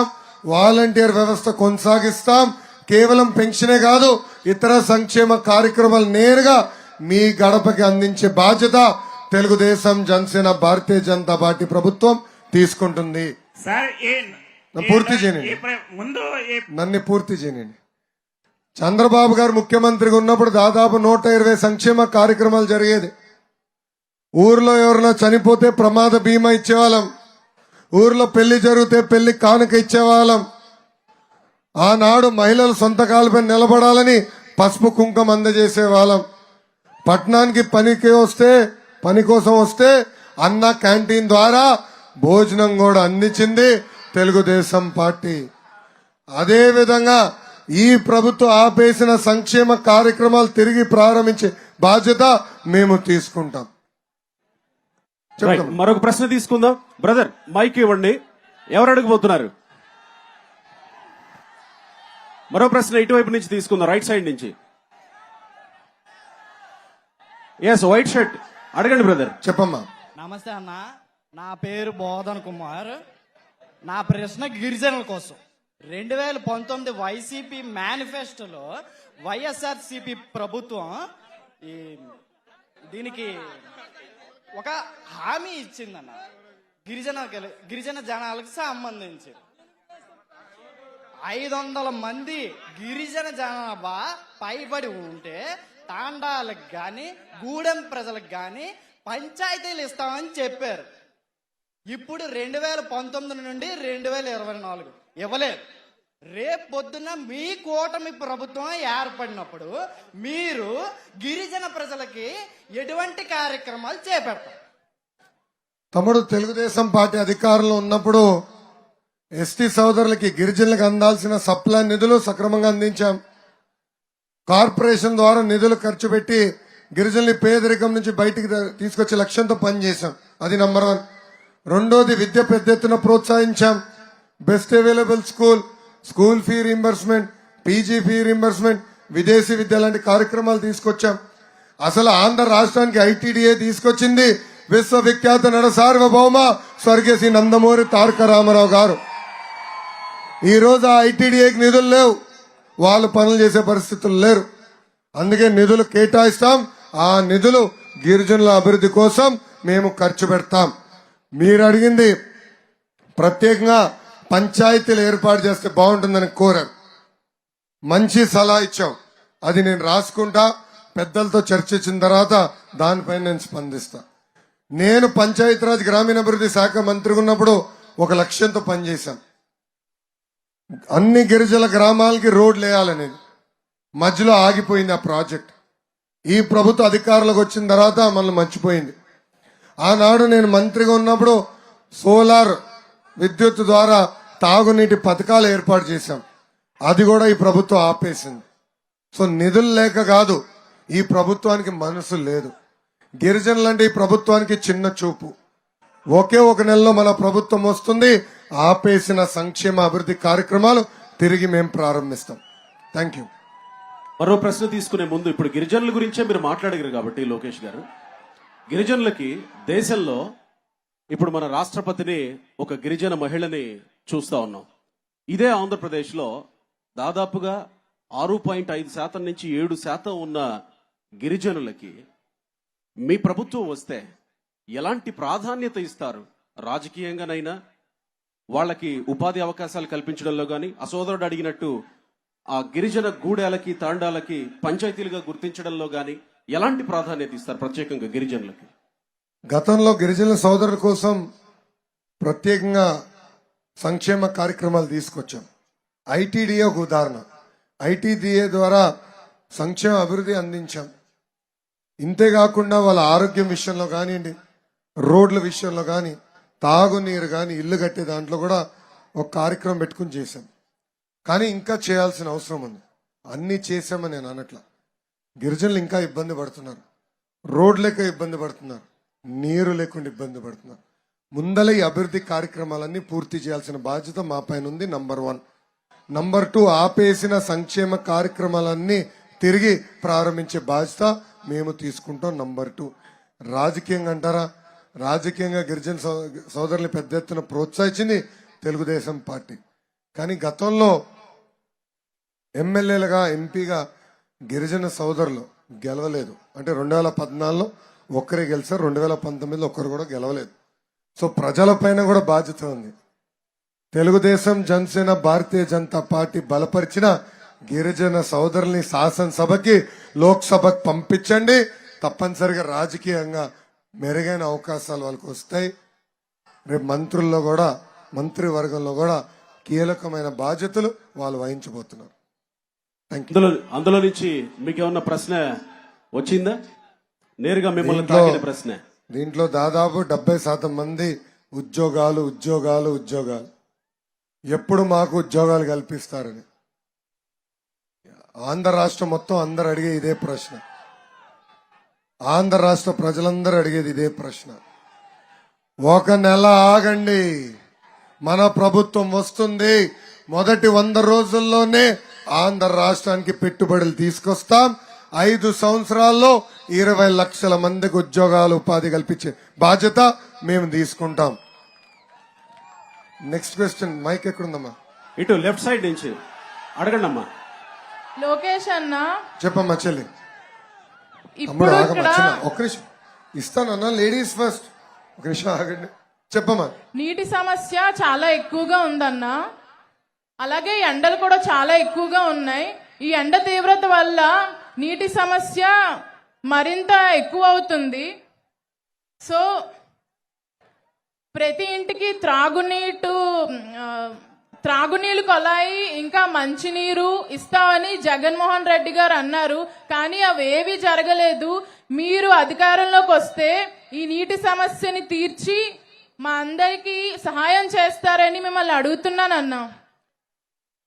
చెల్లమ్మ, తెలుగుదేశం, జనసేన, భారతీయ జనతా పార్టీ ప్రభుత్వం ఏర్పడిన వెంటనే ఆగిపోయిన పోలవరం ప్రాజెక్ట్ తిరిగి ప్రారంభిస్తాం. గ్రావిటీ ద్వారా ఉత్తరాంధ్రకి నీరు అందిస్తాం. మన జిల్లాకు వచ్చగల ఉత్తరాంధ్ర సుజల స్రవంతి అనేది కీలకమైన ప్రాజెక్ట్. ఆ ప్రాజెక్ట్ పూర్తి చేస్తాం. చెరువులకి నీళ్ళు అందించి ఆ నీటిని శుద్ధి చేసి పైప్ లైన్ ద్వారా ప్రతి ఇంటికి కుళాయేసి సురక్షితమైన నీరు అందించే బాధ్యత నేను తీసుకుంటా తల్లి. అమ్మా, నా కల్లారా నేను చూసా. కర్నూలు జిల్లాలో నేను చూశాను తల్లి, ఆలూరు కాన్స్టిట్యున్సీలో. అక్కడ మహిళలు బిందెలు పట్టుకుని 5, 6, 10 కిలోమీటర్లు నడుస్తూ నేను చూసా తల్లి. నీరు లేక, అక్కడ వ్యవసాయం చేయలేక గుంటూరుకి వలసలుగా వెళ్ళిపోతూ నేను చూసా తల్లి. ఆ రోజే నేను చంద్రబాబు నాయుడు గారు చెప్పా, ఎట్టి పరిస్థితుల్లో తిరిగి మన ప్రభుత్వం వస్తుంది. వచ్చిన 5 సంవత్సరాల్లో ప్రతి గడపకి కుళాయి ద్వారా నీరు అందించాలని, అది మేము మా మేనిఫెస్టోలో కూడా పెట్టాం. నేనే కాదు తల్లి, పవన్ అన్నతో కలిశాను. పవన్ అన్నతో నేను చర్చించా ఈ విషయం. ఆయన దాదాపు 20 నిమిషాలు దీని గురించి ఎలా చేద్దాం, చేయగలుగుతామా, నిధులు ఎంత కావాలి, పక్క రాష్ట్రాలు ఎలా చేశారు, ఇవన్నీ మేము చర్చించాం. దాని తర్వాతనే మేనిఫెస్టోలో పెట్టాం. సో ఒక లక్ష్యంతో మేము పనిచేస్తాం తల్లి. 5 సంవత్సరాల తర్వాత తిరిగి మీ దగ్గరికి వచ్చినప్పుడు, అన్నా మాకు ఇంకా నీరు రాలేదన్న మాట నేను పడనమ్మా, నేను పడను. ఆ నీరు నేను అందిస్తా. Thank you. సో ఇక్కడే అందరికీ నీళ్లందించే క్రమంలోనే నదుల అనుసంధానం కూడా తెలుగుదేశం పార్టీ ప్రత్యేకమైనటువంటి ప్రాధాన్యంగా తీసుకుంది. సో నదుల అనుసంధానం చేస్తే ఉత్తరాంధ్రకి తాగునీటి కొరత. ఏ 50-60 అడుగుల్లో పడాల్సిన నీళ్లు ఓ 100 అడుగులు పైకి పోవాల్సిన పరిస్థితి వస్తుంది. ఉద్దానం లాంటి కిడ్నీ సమస్యలు ఉన్నటువంటి ప్రాంతాలు మనం ప్రతిరోజు చర్చించుకోవాల్సి వస్తుంది. నదుల అనుసంధానం డెఫినెట్ గా కొనసాగుతుంది అని భరోసా ఇస్తారా ఇక్కడ? ప్రధానమంత్రి గారు కూడా చాలా స్పష్టంగా పోలవరం గురించి నిన్న మాట్లాడారు. సో పోలవరం పూర్తి చేస్తాం, అది ఆంధ్ర రాష్ట్ర జీవనాడి. పోలవరం జలాలు అటు రాయలసీమకు కానివ్వండి ఉత్తరాంధ్రకి తీసుకెళ్లాల్సిన అవసరం చాలా చాలా ఉంది. సో ఆ ప్రాజెక్టులు పూర్తి చేస్తాం.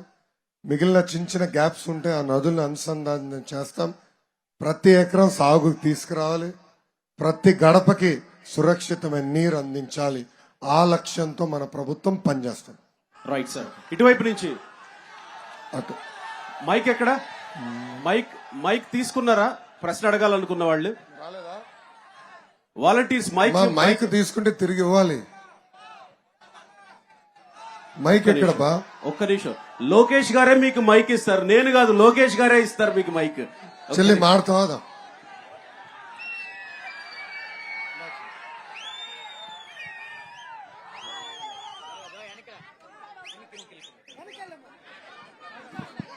చెప్పమ్మా.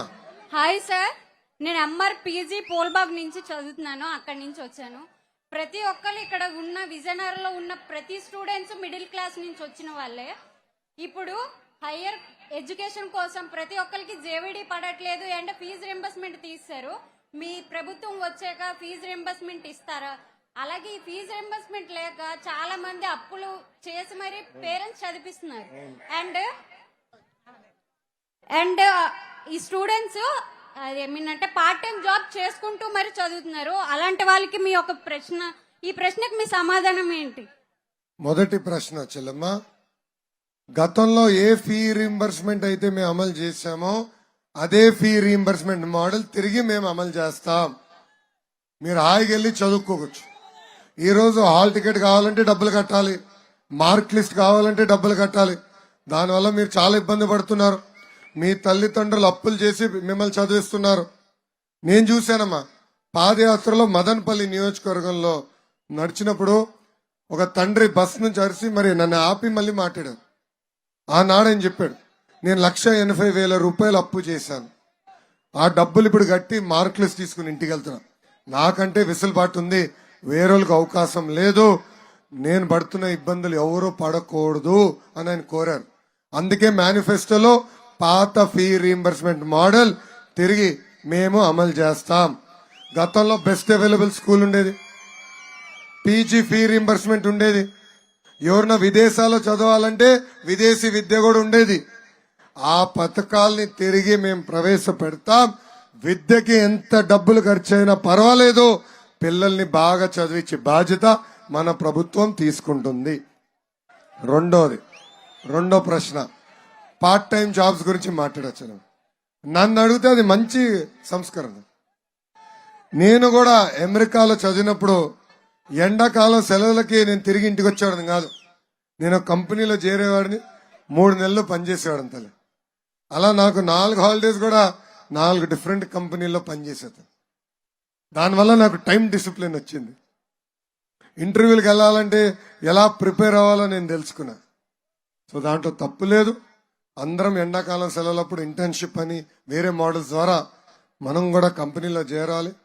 మనకు కూడా మెరుగైన అవకాశాలు వస్తాయి. కారణం ఏంటంటే పరిశ్రమలు వచ్చినప్పుడు ఆటోమేటిక్ ఇంటర్న్స్ కూడా ఎక్కువ అవకాశాలు ఇస్తారు తను.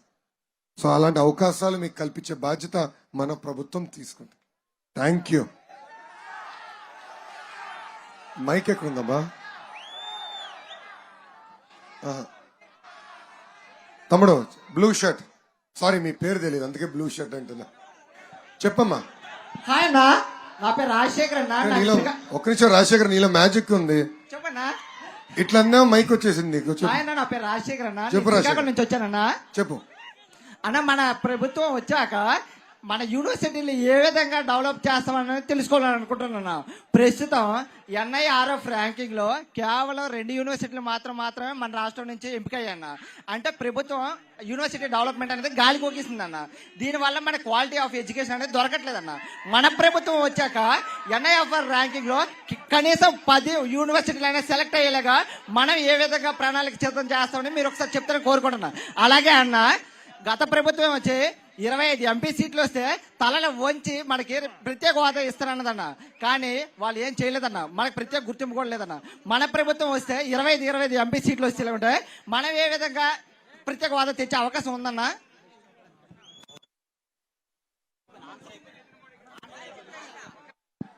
తమ్ముడు, మొదటి ప్రశ్నకి నేను సమాధానం చెప్తా.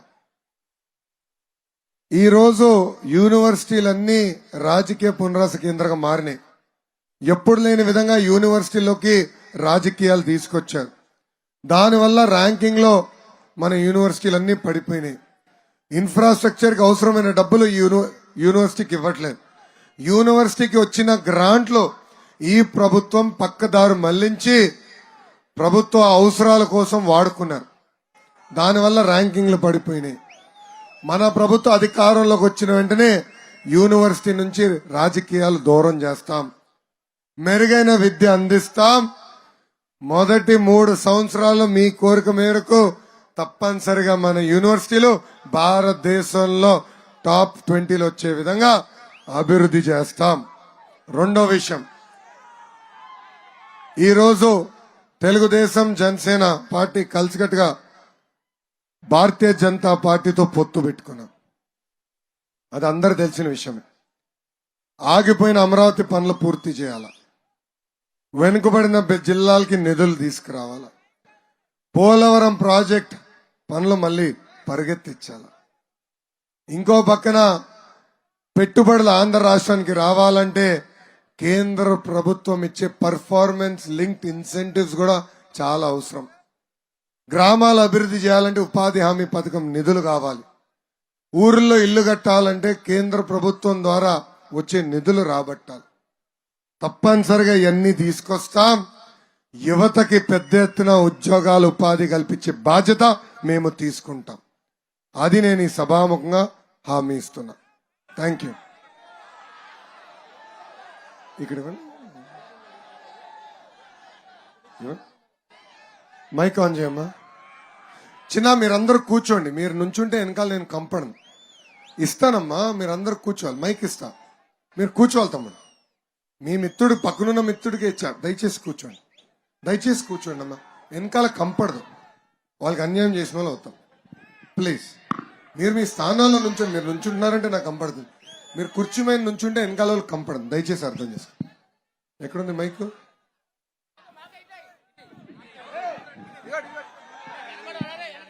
అన్న లోకేష్ అన్న ఇటువైపు. నా పేరు మహేష్ అన్న, మదనాపురం యువగలం టీం నుంచి మాట్లాడుతున్నాను. అన్న, నేను ఏయూలో పీజీ చేశాను. అయితే మన గవర్నమెంట్ ఉన్నప్పుడు యంగ్ ఎంటర్ప్రెన్యూర్స్ కి మనకి ప్రోత్సాహకాలు 35% ఇచ్చిందన్న. ఆఫ్టర్ కరోనా తర్వాత మన దేశ పరిస్థితి మారిపోయింది. 60% యువత యంగ్స్టర్స్ అందరు కూడా అనాథలుగా మిగిలిపోయారు.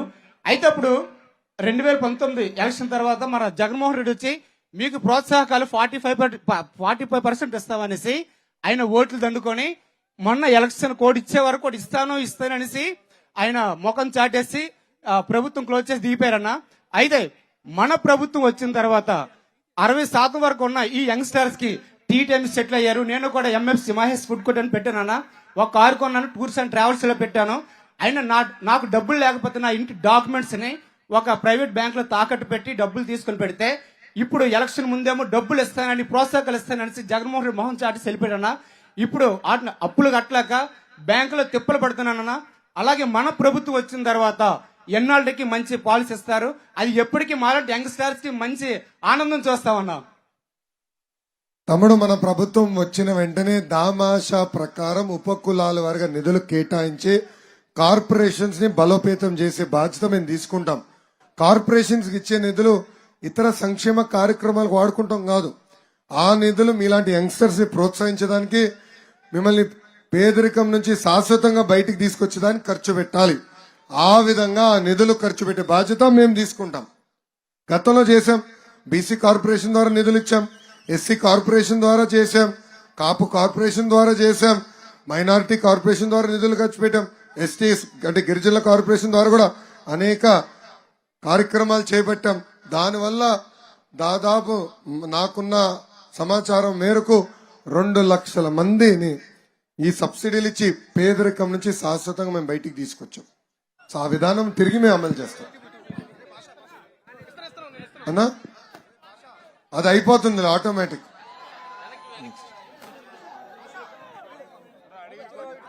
మైక్ ఇవ్వాలమ్మా అక్కడ కుర్రోళ్ళకి. తమ్ముడు చెప్పమ్మా, నెక్స్ట్ మీకు ఇస్తా. ఒక్క నిమిషం ఆగండి అమ్మా. చెక్. అన్నా నమస్తే అన్న. నమస్తే, చెప్పు తమ్ముడు. నేను డిగ్రీ చదువుకున్న ఆటో డ్రైవర్ అన్న. ఉద్యోగ అవకాశాలు ఏటి లేక ఆటో నడుపుకోవాల్సి వచ్చింది. అయితే ఆర్టీసీ బస్సులో ఎంతమంది ఎక్కినా ఎవరు అడగరన్నా. మా ఆటోకి మాత్రం నలుగురే అంటారు.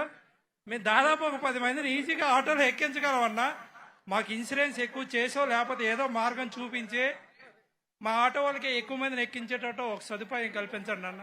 పాపం మా పోలీస్ సోదరుని మంచి ఫోటోగ్రాఫర్ చేశాడు జగన్మోహన్ రెడ్డి. ఆటో వెళ్తే ఒక ఫోటో, నా కారు కూడా వెళ్తే ఒక ఫోటో కొడతాడు, పెనాల్టీ అంటారు. పాపం పోలీసులకి టార్గెట్ ఇచ్చినట్టున్నాడు. నెల డేట్ మారే లోపల మీరు ఇన్ని చలాన్లు రాయాలని అడ్డగోలుగా మన పైన చలాన్ రాస్తున్నారు పాపం పోలీస్ సోదరులు కూడా. దాని నుంచి ముందర విముక్తి కల్పిస్తాం. నంబర్ 1, ఈ గ్రీన్ ట్యాక్స్, ఈ ట్యాక్స్, ఆ ట్యాక్స్ అని బాధుతున్నారు. ఆ ట్యాక్స్లని తగ్గించే బాధ్యత మేము తీసుకుంటాం. ప్రత్యేకంగా ఆటో డ్రైవర్లు నేను పాదయాత్రలో కలిసా. ఆటో డ్రైవర్ల కోరిక మేరకు ప్రత్యేక కార్పొరేషన్ మీకోసం ఏర్పాటు చేస్తాం. ఇప్పుడు ఎలక్ట్రానిక్ ఆటోలు వచ్చినాయి, ఈవీ ఆటోలు.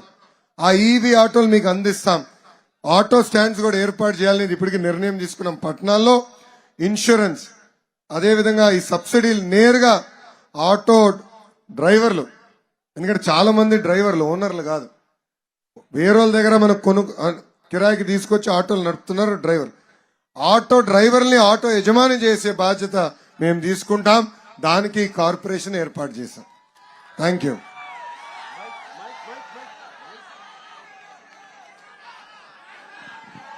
అమ్మా ఒక్క నిమిషం. మరో ప్రశ్న తీసుకుందాం.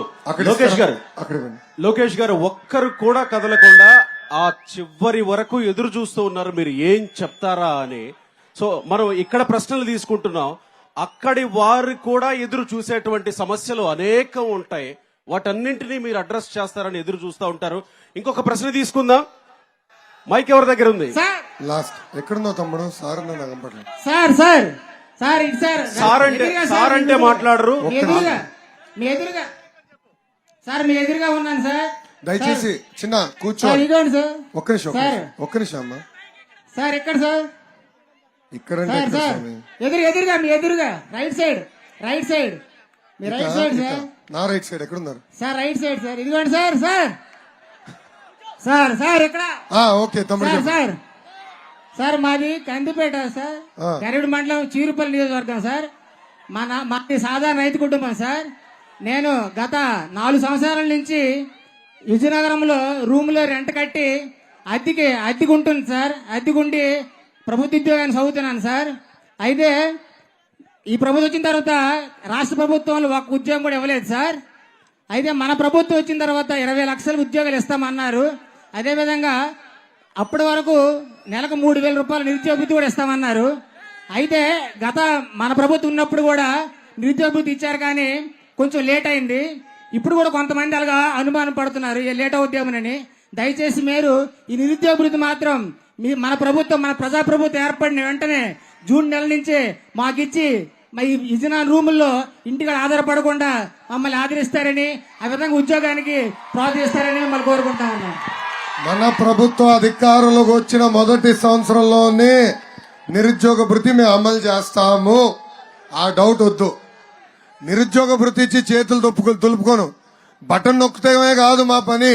ఉద్యోగాలు, ఉపాధి కల్పిస్తాం. మాకున్న పెద్ద పని. మీలాంటి యువకులు గర్వపడే విధంగా ఆంధ్ర రాష్ట్రానికి పరిశ్రమలు తీసుకొస్తాం అనేది మాకు పని. ఆ పని మేము చేస్తాం. ఆంధ్ర రాష్ట్రాన్ని జాబ్ క్యాపిటల్ ఆఫ్ ఇండియాగా తీర్చిదిద్దే బాధ్యత మేము తీసుకుంటాం. ఈ రోజు మనం యువత ఎదుర్కొంటున్న సమస్యలపైన అంతా చర్చించాం. నేను ఇచ్చిన హామీలు నిలబెట్టుకోవాలంటే మీరేం చేయాలా? 2019లో విజయనగరం జిల్లాలో బొత్స కుటుంబాన్ని మీరు గెలిపించారు. ఆ కుటుంబం ఈరోజు క్యాన్సర్ లాగా ఉత్తరాంధ్ర మొత్తం తినేస్తుంది. కేక్ ముక్క కోసినట్టు జిల్లాని కోసుకుని మొత్తం కుటుంబ సభ్యులు ఈ రోజు మన పైన పడి డబ్బులు తింటున్నారు. మనం చూసాం బొత్స సత్యనారాయణ గారు, ఆయనతో పాటు అప్పల్ నర్సయ్య గారు, చిన్న శ్రీను, అప్పల్ నాయుడు, బేలాన చంద్రశేఖర్, ఈ కుటుంబ సభ్యులు అందరూ కలిసి ఈ రోజు మన ఎట్లా దోచుకుంటున్నారు. మీరు అంత అద్భుతంగా ఉత్తరాంధ్రలో 100% మొన్న వైకాపా పార్టీని గెలిపించారు. ఎంపీలందరూ వాళ్ళకే ఇచ్చారు. మన జీవితంలో ఏమైనా మార్పు వచ్చిందా? ఒక్క ఉద్యోగం వచ్చిందా? ఒక్క పరిశ్రమను తీసుకొచ్చారా? ఈ రోజు వాళ్ళు బాగుపడ్డారు, వాళ్ళకి డబ్బులు వచ్చినాయి, వాళ్ళ కంపెనీలకు ఆదాయం పెరిగినాయి. అందుకే యువత నేను కోరుతున్నా, వచ్చే ఎన్నికల్లో మీకు 2 ఓట్లుంటాయి. ఒకటి ఎంపీ అభ్యర్థికి, రెండోది ఎమ్మెల్యే అభ్యర్థికి. ఇప్పుడు తెలుగుదేశం పార్టీ ఎమ్మెల్యే అభ్యర్థి ఆదిత్య గజపతి రాజు గారిని వేదిక పైకి రమ్మనిగా కోరుతున్నా. అదేవిధంగా తెలుగుదేశం పార్టీ, జనసేన, భారతీయ జనతా పార్టీ బలపరిచిన కల్సెటి అప్పలనాయుడు గారిని కూడా పైకి రమ్మంటున్నా.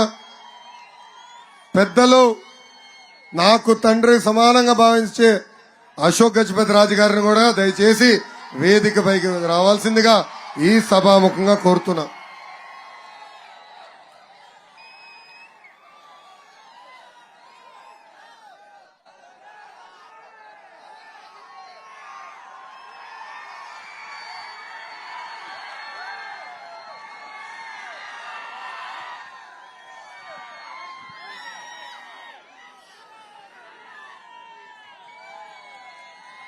అశోక్ గారి గురించి చెప్తూ మొదలు పెడితే రోజంతా పడుతుంది. అశోక్ గారికి నాకు పరిచయం నేను పుట్టిన దగ్గర నుంచి.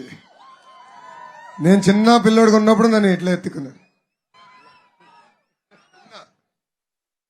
అప్పటి నుంచి అనుబంధం. అశోక్ గారిని చూస్తూ పెరిగినోడిని. ఆయనకి ఎక్కడికి వెళ్ళినా ప్రజా ఆదరణ చూసి పెరిగినోడిని. ఆయన మాజీ కేంద్ర మంత్రిగానో మాజీ రాష్ట్ర మంత్రిగానో ఏనాడు ఆయన వ్యవహరించాల. సామాన్యుడిగా ప్రజలకు అందుబాటులో ఉండాలి, ప్రజలకి మెరుగైన సేవ చేయాలి, ప్రజల జీవితాల మార్పు తీసుకురావాలని అహర్నిశలు పనిచేసిన వ్యక్తి అశోక్ గజపతి రాజు గారు. ఈరోజు అశోక్ గజపతి రాజు గారి ఆశయాలు ఏదైతే ఉందో అది ముందలు తీసుకెళ్లేదానికి ఆదిత్య గజపతి రాజు గారు మీ ముందలు నిలబడుతున్నారు. మనం చూసాం బొత్స కుటుంబం అని ఎలా పీక్కుని తినేశారో, ఎంత అవినీతి చేశారో మనం చూసాం. మన విజయనగరం పట్టణం ఈరోజు ఎంత వెనుకబడిందో మనం చూసాం. మళ్ళీ దారి తప్పిన విజయనగరం సరైన దారిలో పడాలంటే ఆదిత్య గజపతి రాజు గారిని భారీ మెజార్టీతో గెలిపించి శాసనసభకు పంపించాలని ఈ సభాముఖంగా కోరుతున్నాం.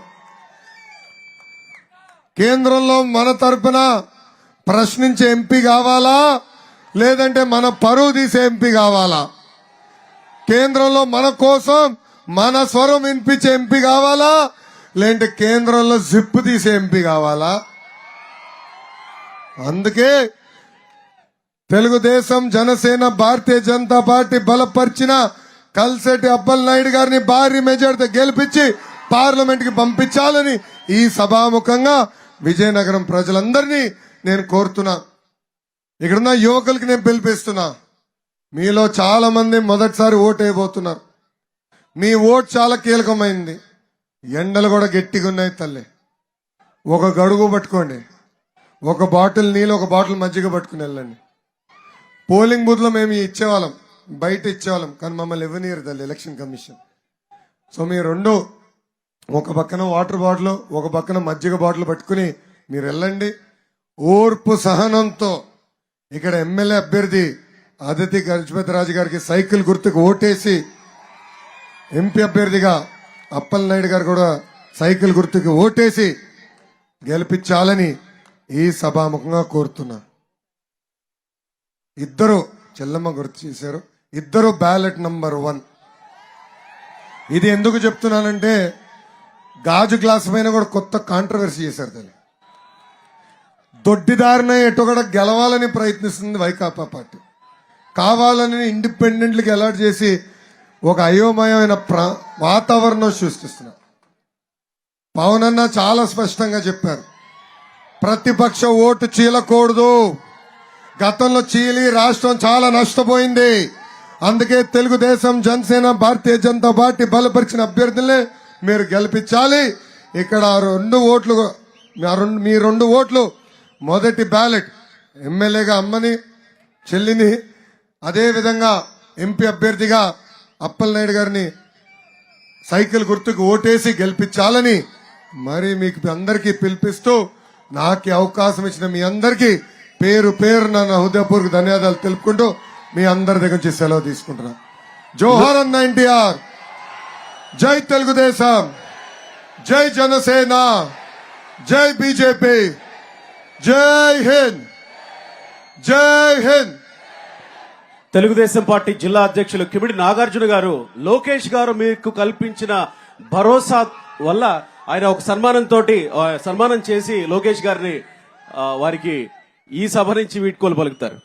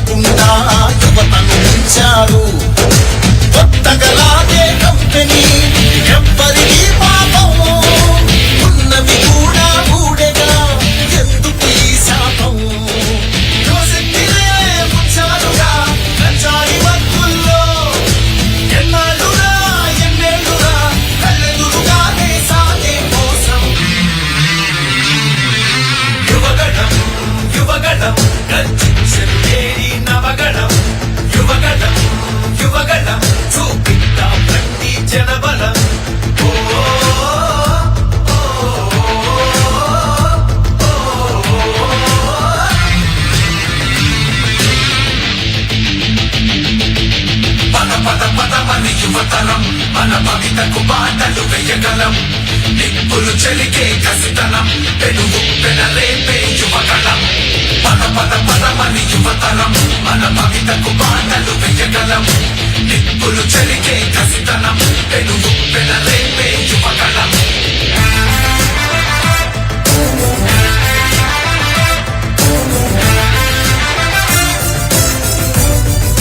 బీసీలందరి అండని కోతలు పోశాడు అయ్యో దళితుల బతుకులపై దాడులు చేశాడు అవ్వాతాతల పెన్షన్ లో మోసం చేశాడు అన్నం పెట్టిన క్యాంటీన్లు అన్ని చూశాడు కూలీ నాలి పేదలు వలసే పోయారు ఆ అమరావతి రైతులు రోడ్డున పడ్డారు అన్యాయమే ఈ పాలన సైకోల మూలాన రాష్ట్రానికి చిప్పాయరా వాళ్ళాస్తి మాత్రం బాగా కలిసే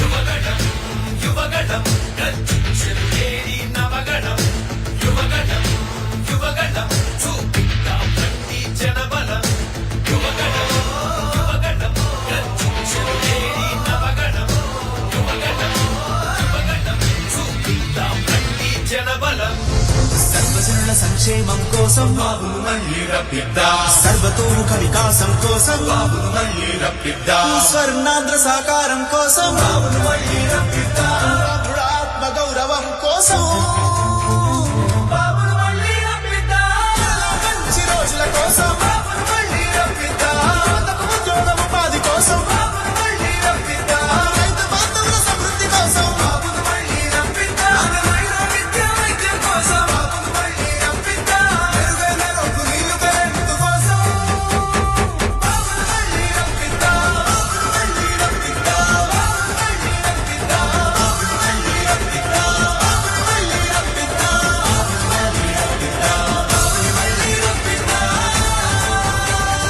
బాబును మళ్ళీ రప్పిద్దాం సర్వజనుల సంక్షేమం కోసం బాబును మళ్ళీ రప్పిద్దాం సర్వతోముఖ వికాసం కోసం బాబును మళ్ళీ రప్పిద్దాం స్వర్ణాంధ్ర సాకారం కోసం బాబును మళ్ళీ రప్పిద్దాం ఆత్మ గౌరవం కోసం బాబును మళ్ళీ రప్పిద్దాం మంచి రోజుల కోసం బాబును మళ్ళీ రప్పిద్దాం యువతకు ఉద్యోగ ఉపాధి కోసం బాబును మళ్ళీ రప్పిద్దాం రైతు బాంధవుల సమృద్ధి కోసం బాబును మళ్ళీ రప్పిద్దాం నాణ్యమైన విద్య వైద్యం కోసం బాబును మళ్ళీ రప్పిద్దాం మెరుగైన రోడ్లు నీళ్లు కరెంటు కోసం బాబును మళ్ళీ రప్పిద్దాం బాబును మళ్ళీ రప్పిద్దాం బాబును మళ్ళీ రప్పిద్దాం బాబును మళ్ళీ రప్పిద్దాం బాబును మళ్ళీ రప్పిద్దాం బాబును మళ్ళీ రప్పిద్దాం బాబును మళ్ళీ రప్పిద్దాం బాబును మళ్ళీ రప్పిద్దాం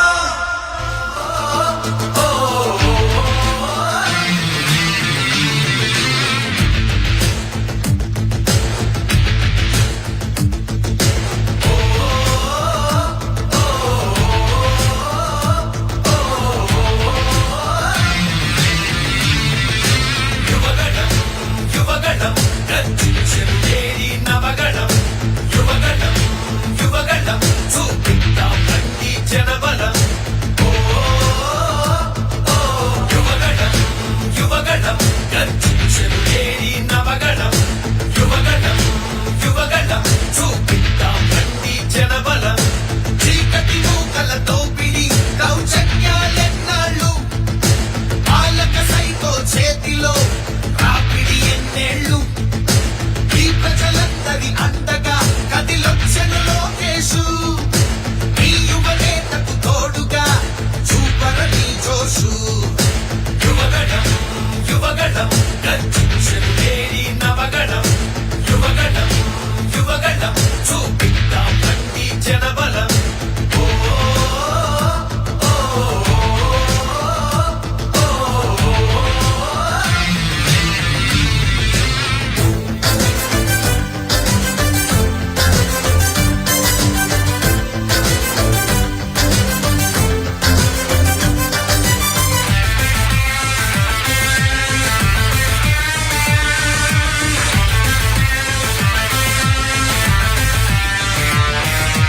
దేవా 9 రత్నాలు ఏమైపోయాయి ఆనాడిచ్చిన హామీలు ఎక్కడ చచ్చాయి ఎయిడెడ్ స్కూళ్లకు